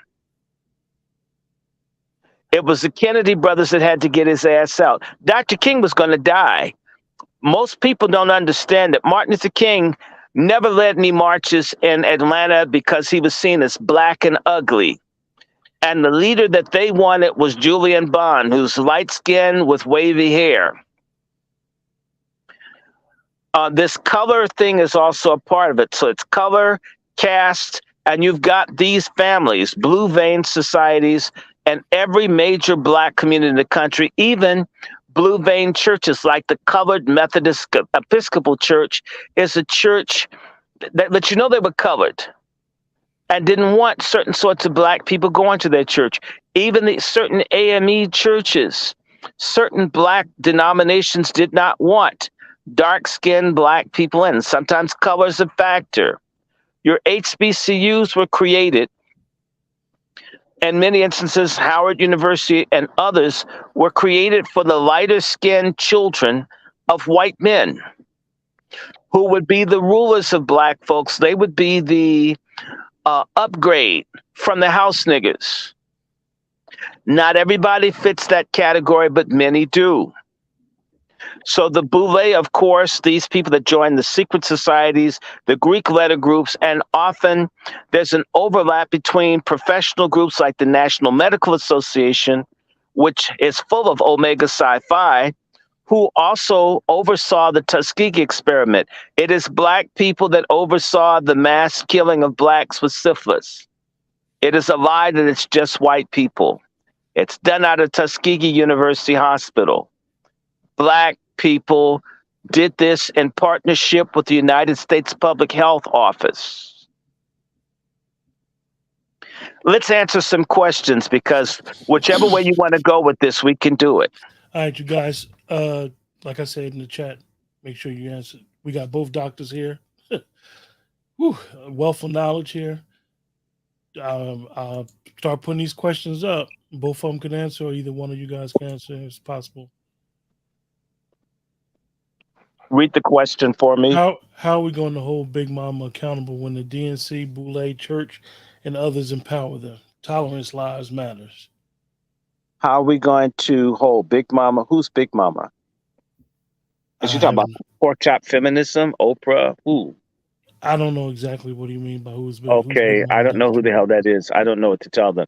But you can hold people accountable. One thing that is very successful with the NAACP in particular, Reverend Edward Pinkney of Benton Harbor, Michigan, was getting people to burn their NAACP membership cards. As recently as this year, Isaiah Washington burnt his NAACP membership card and put it up on Instagram. If people were to hashtag quit the NAACP and other such organizations, and it was trending, it would hurt them. Not only that, if people were to go after any business that gives money to the National Association for the Abortion of Colored People, they could be hurt. The DNC could be hurt tomorrow if we simply, let me tell you, and of course it's going to make you folks mad, if a whole bunch of Black folks started tooting that they supported Trump, it would hurt the DNC. Okay, I know this is the thing, a problem I have. In fact, the Boule will tell you you can't vote for Republicans. You can only vote for Democrats. You could let the DNC know, or you could let anybody know you're not going to vote, and or they've got to give us a volunteer. They've got to do something around reparations, or you're not voting, or you're going to vote for Trump. There's an option there. Not only that, if we were to go after, for example, if you ever look at any of the Congressional Black Caucus members, most of them run practically unopposed in their districts. So that's 50 safe districts where coon niggas who are boulay don't even have to contest for your vote. You don't even make them hustle. People need to run for office, but not only run for office, they need to do stuff to expose people. If you live in a particular area, why can't Black folks have an effective gossip thing? In fact, if you want to attack people and you've got some dirt on someone Black in political office, I've got a thing called the People's Report as part of Backpack. We want dirt on no good Black people in public office. We need to publicize, shame these coons out of office. If you know about any corruption, call the FBI, call ICE, report these people. All of them steal, all of them lie. The next All question. we have to do, hold on, let me stick with this. Right. All we have to do is start going after people. Negroes are petty. We fight and are ugly and vicious to each other over bullshit. But people who determine the policies under which we live, we don't do a goddamn thing against. If we were to go, in fact, to begin to call these people up, call them out, demand that they resign. In fact, across the country, Black people need to start campaigning for term limits so a person can't serve 50 years and not do shit. There's so much you can do. I mean, if people were as creative with their freedom as sexual positions, we'd be free. There's a hell of a lot you could do if you put your mind to it. What is your mind for? The consumption of pornography or a hat rack? Or does it think about freedom? What's the next question? Wasn't the NAACP started by a Jewish man? It started by several Jewish socialists. I mean, come on, look the thing up. It's on Wikipedia. That was given the annual membership list to the alphabet people. Well, look, the alphabet people have been running it. The NAACP in 1979 made Black folks allies to the gay movement. When punk-ass Benjamin Hooks came out and started supporting gay rights. The NAACP has been a pro-gay rights organization for 44 years.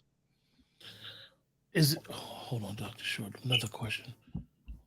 Is it safe to say the Boule is also responsible for the 304 movement and PC feminist? 304. And the pork chop feminists. Well, you have to understand that the NAACP is a partner to feminism. It is, by virtue of the fact that Du Bois and the others support one of the main tenets of feminism, which is baby killing. Du Bois was a eugenicist. The Delta Sigma Theta organization supports eugenics, as does the Q. All of the Black Greek letter organizations support eugenics, that there are too many Black people. And part of eugenics is abortion and birth control for women. They are anti-family in as much as if you support LGBTQ, which they all do, and you support abortion, and you're not doing anything for the Black working man and woman to have tangibles, to have a family. By inaction, omission, or commission, you're supporting 304, you're supporting AIDS, you're part of it. You contribute to the climate by which this can happen. In fact, how AIDS is made or how AIDS came about, we've got all these educated Black people. They're still not talking about COVID. COVID's come and happened. There are all these things coming out. You don't see any of these goddamn fraternity people or Black organizations or anyone even looking at what's coming out that you now see in the mainstream press. These nigger preachers, these nigger schools, these nigger organizations, these nigger Greeks, these nigger secret society people, none of them who have platforms and positions by which this stuff can at least be discussed, whether you believe in the efficacy of the vax or not. Let's look at what it is, what's happening. Are people dropping dead?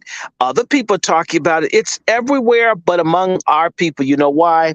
The NAACP and all these other people were bribed and paid to do these things. They get money to support abortion in our community. They get money to support LGBTQ in our community. They get paid to support death. And if you have a Black publication, if you notice, Black publications always support smoking and alcohol consumption. They make money by helping to kill the rest of us. They're no different from Nino Brown or any pusher in the street. They just wear suits. The Black elite are criminal thugs, just like the white elite that they work for. That's true, and also they indirectly support feminism because No, they directly support it. No, sir. Shirley Chisholm was a feminist that supported abortion and gay rights. All of them do that. Adam Clayton Powell, whether we love him or not, supported abortion. He opened up Abyssinia Church to Margaret Sanger. They are they are completely involved. If they're part of the Leadership Conference for Civil and Human Rights, their partnerships with Planned Parenthood, Black Lives Matter, all of them support eugenics against Black people and gayness and feminism, all of it. It's not separate. They work with the National Organization of Women. They work with the feminist majority. They are enemies. They are enemies. They are enemies. No ifs, buts, and ands. They are enemies, but they make sure in the sense that they try to make sure that they have their own strong families, though. They have their own tradition. But look, the white master had a strong family as he sold the slaves' family. It's the same thing. It is the same thing, except for the fact that it's very important to remember that they're not going to encourage that for their own family members if they can avoid it. You know, for example. But you know what, Doc? Let me tell you something. What I see in Boule families, they're often arranged, especially when they're Greeks, where the man is gay and the woman is bi, and they're having sex with everybody. That's throughout that system. That's a lot of beards. There's a whole bunch of fakeness, like at Trinity Church in Chicago. It's all over the country. They are freaks. They're hypocrites. They live double lives. But on the surface, they've got a strong, stable family. They got AIDS and everything like everyone else. They hoes. And when they get AIDS or they send someone, they may go over to another country and die to hide. They're just like low-income Black people, but they hide it better because they got money. Okay, I can agree with that. But again, as I said, is that most of the time, they try to make sure that they pretend. They try to make sure in the sense that they outwardly, in a sense, promote these things, but they try to find weak-minded people, and they find these weak-minded people to live that life. And they find these weak-minded people that they can use and use as an example of degeneracy. So while they, in a sense, can pretend to be the Upper East Side, in Chicago, we had what was called, around 79th Street was where every year the Boule would have their cotillions. When I was a teenager, a young adult, and they would have these cotillions where they would have these coming out parties for the big shots that lived in that area. But the point is this, as you said, many of them lost their way because the fact is this is that in the 70s, many of them had to pretend. They had to go underground because the fact is this is that many of them, because of the fact that they encouraged, like my grandmother. My grandmother didn't want me to marry my wife because she said that I was bringing down the family. And my wife was lighter than me, but she said she wasn't light enough. But she said, "Oh my!" But she wasn't light enough. And see, if you look at the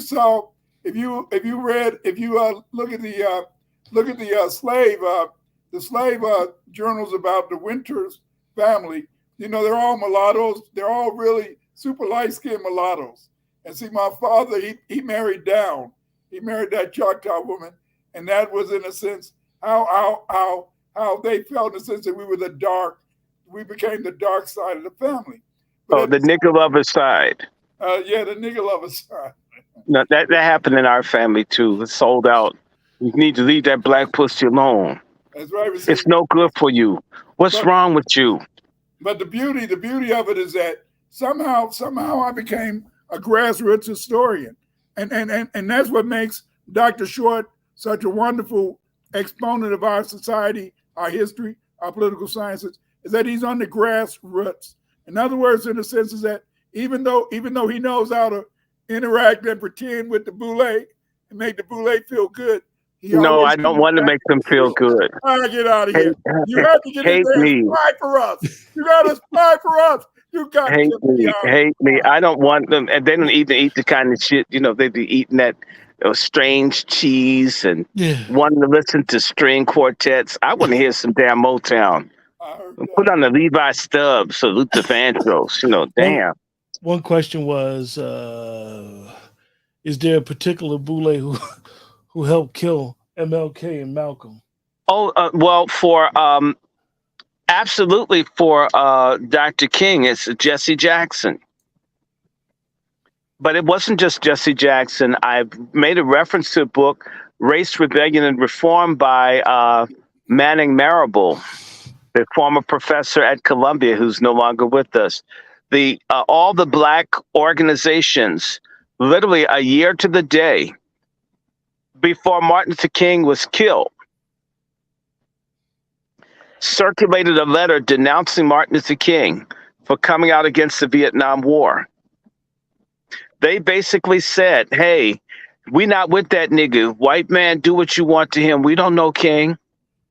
Dr. King was hung out to dry.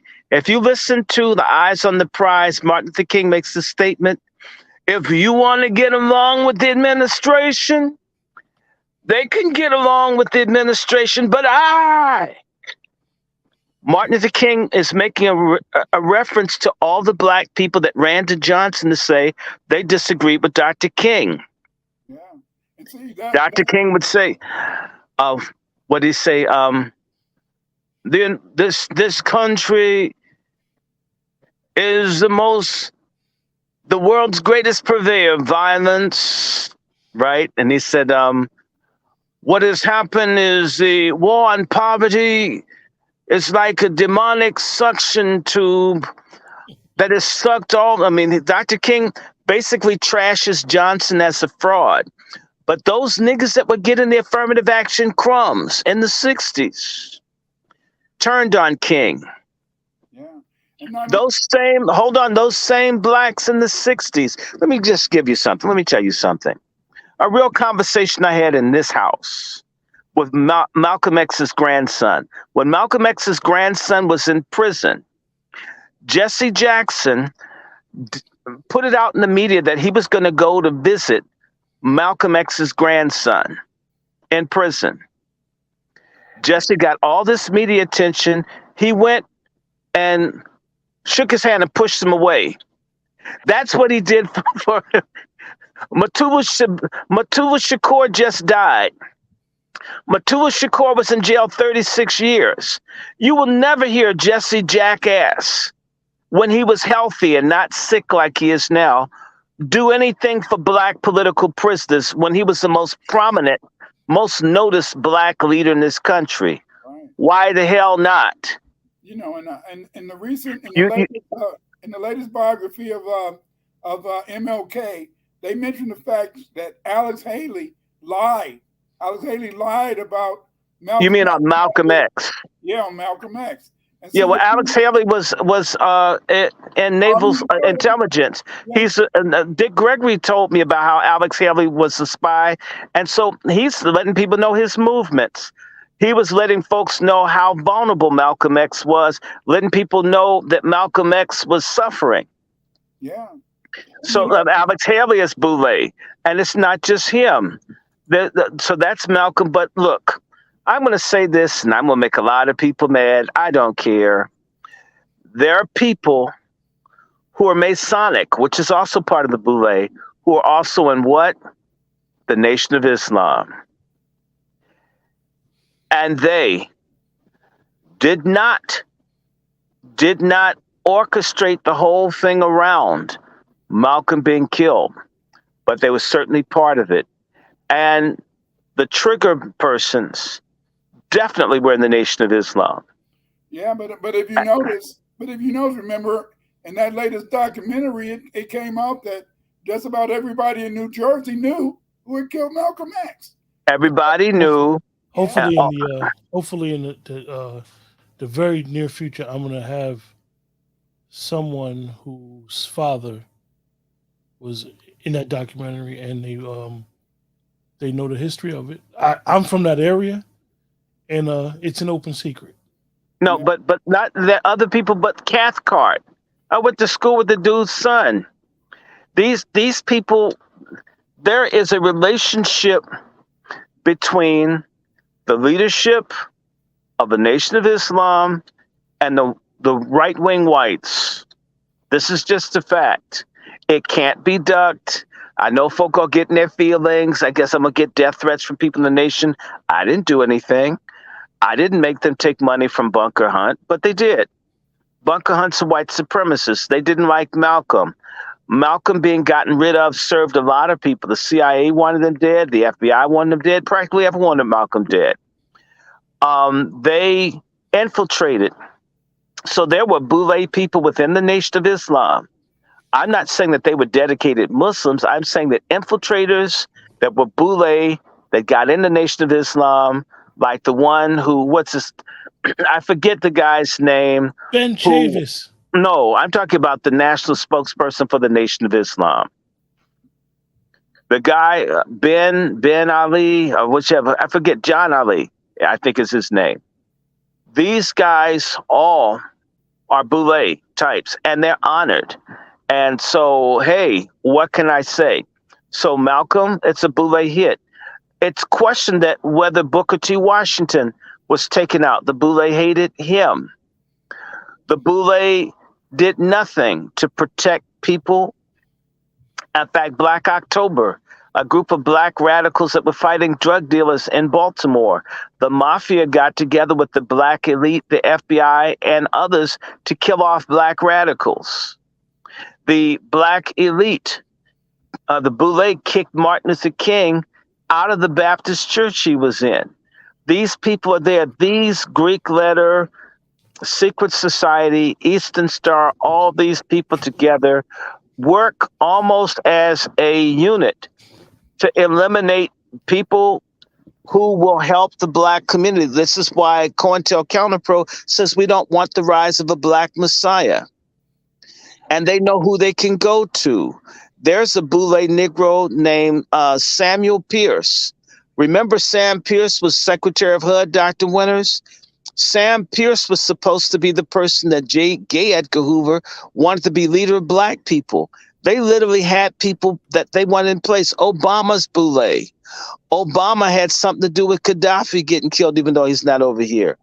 Obama was part of literally letting stuff happen to Walter Fontroy, who survived, who's sick now.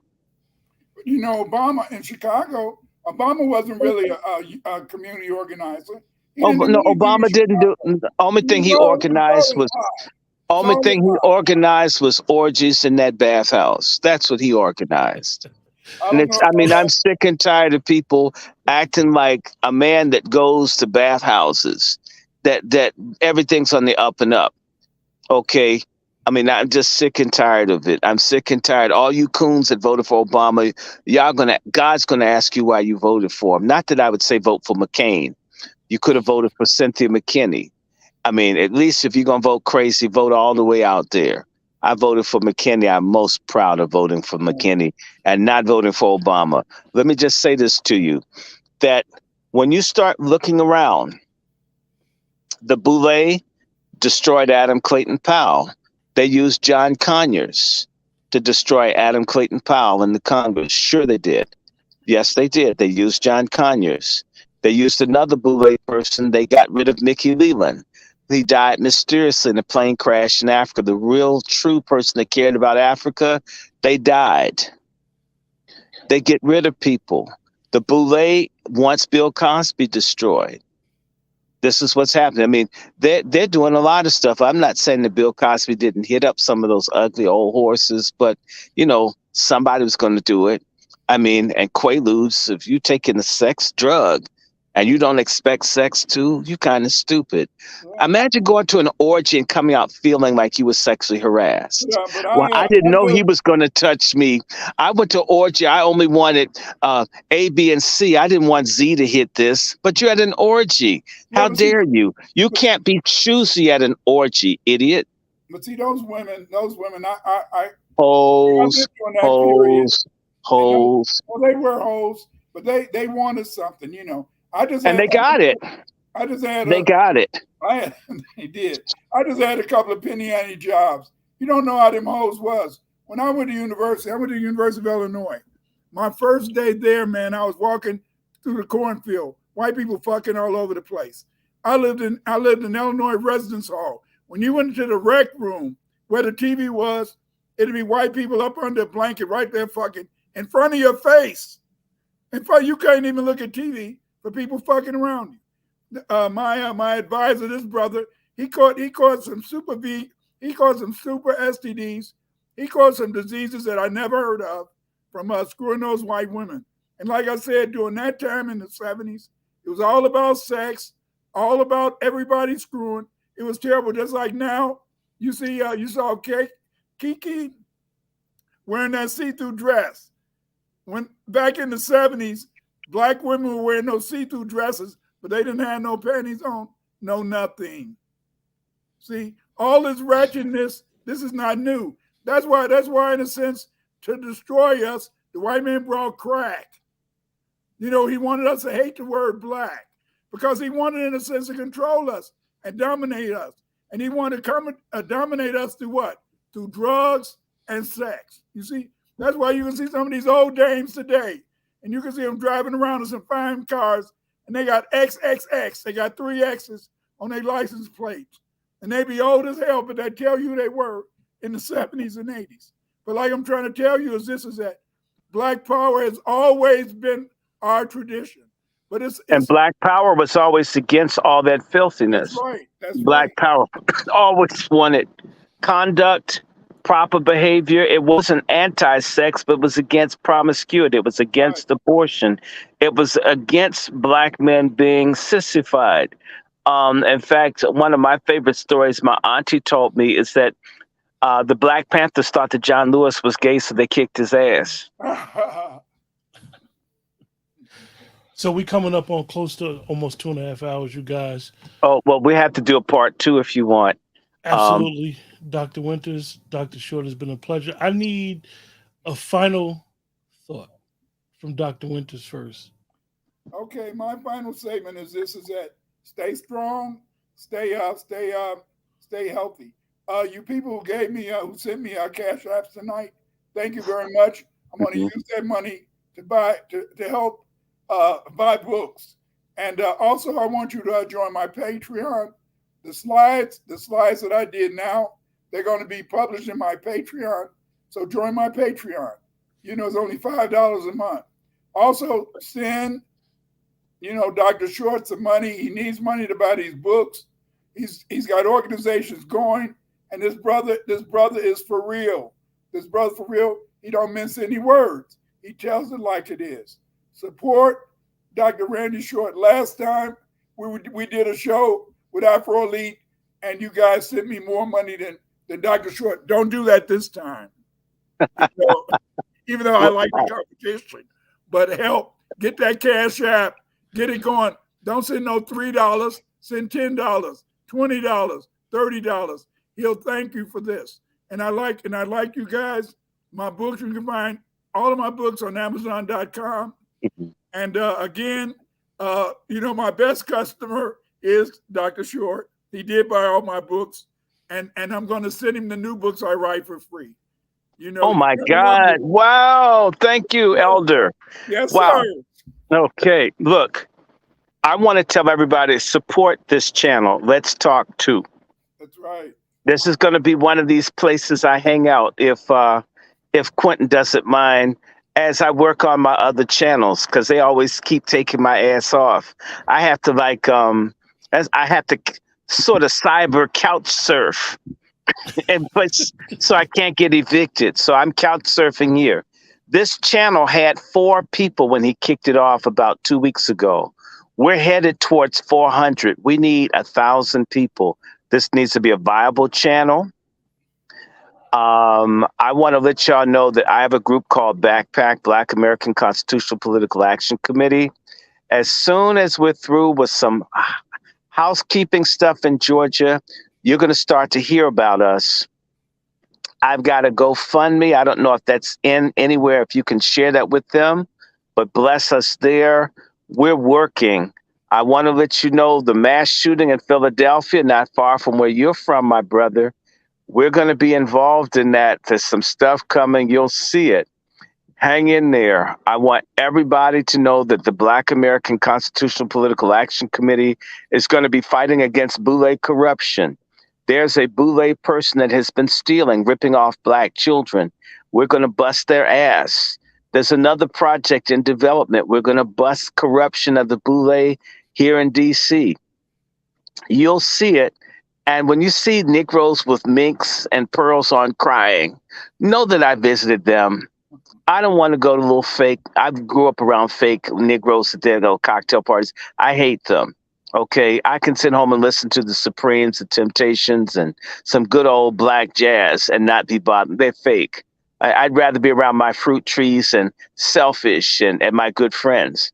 Now, I want to say to everybody, this is just the beginning, because we had to do a lot of history. We're going to do an ongoing attack on the boulay, if that's okay with with our host, that we're going to do another thing on the boulay, and just we'll talk about the role that the boulay is playing, has played. They're doing it right now. The boulay took down Marion Barry. Someone in the boulay poisoned Harold Washington. Harold Washington was assassinated in Chicago. The boulay is what's called in warfare fifth column. It is a column of war from the inside against us. You may be surrounded. You need to find out that very few of us are Black. A lot of us are colored. Very few are Black. I want you to support Brother Quentin. We tweet this out, share this, circulate it, get this channel where he has 1,000 or more people. We need to support one another. Please buy Dr. Winter's books. He is a living legend. He is someone that all of these folks who talk about African civilization rip off without attribution. You're talking to him. He's right here. Amos Wilson's gone. Van Sertima's gone. All of them are gone. But he was around them and he inspired them. And he's right here talking to you. I want to thank our host for staying up late. I don't want him to lose his white job. I want to say to you guys, please be generous. Everything we get, we're not out, we buy books. We're book buyers. If you want to look at what my space looks like, I bullshit you not. It's Black folks that are intellectuals hoard books because there's so many lies. So trust me, when I say to you, I've got $1,200 worth of books in my basket, and it's not just for me to have the books, it's for me to share information and empower others. Everybody should become a librarian. You need your own Black Power research center in your house. You should have your books, your material, because the world lies in white darkness. The world lays in the darkness of the lies of white supremacy, white superiority, and we have to say no to it. So again, please donate. My Cash App is Dr. Randy Short, $DRRANDYSHORT. It is all over the internet. I will get a Patreon. Someone just asked me, says, I listened to you all day. You need a Patreon. Okay, I'll get a Patreon, but I need you to know I've had 3 Patreon accounts. They've taken all 3 of my Patreon accounts. Trust me, they do not want me online. I've had 3 Twitter accounts taken, 3 Facebook accounts taken, 3 YouTube accounts taken. So I do stuff non-traditionally, folks. Apparently, even if you find my vulgarisms offensive or my jokes offensive, like my joke I told the other day, I love it. What's Kamala Harris's favorite type of lunch? Brown bag.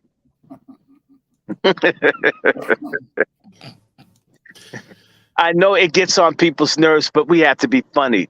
We're going to do this again. We're going to keep talking about traitors and boulays. We need to do more on Black Power. And please support. I assure you, When people send me stuff, like I said, I got books out there and I keep getting them and I'm not quite finished. And I have stuff in storage. You need to have it. You need to have it when I debate with people, and I'll be doing more. I want you to be on the lookout for what's called the People's Report, which is my publication.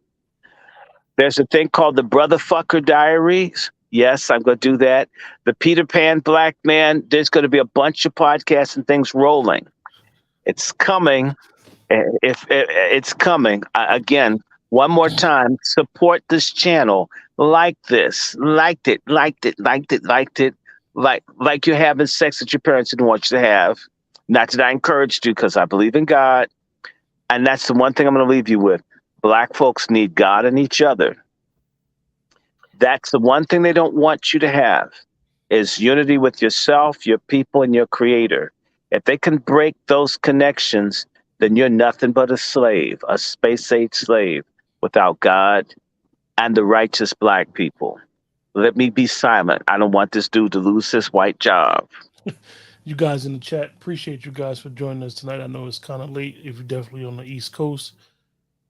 For me, it's easy. I'm a student of history. So for me to have both of these gentlemen on the platform at the same time, hope we all soak it in and realize what we're up against. So with that, look out for stuff in the community section on the page of upcoming shows. You never know. You might get two like you got yesterday with Dr. Short. You might get one, but just continue to support, like, share, subscribe. With that, have a great night.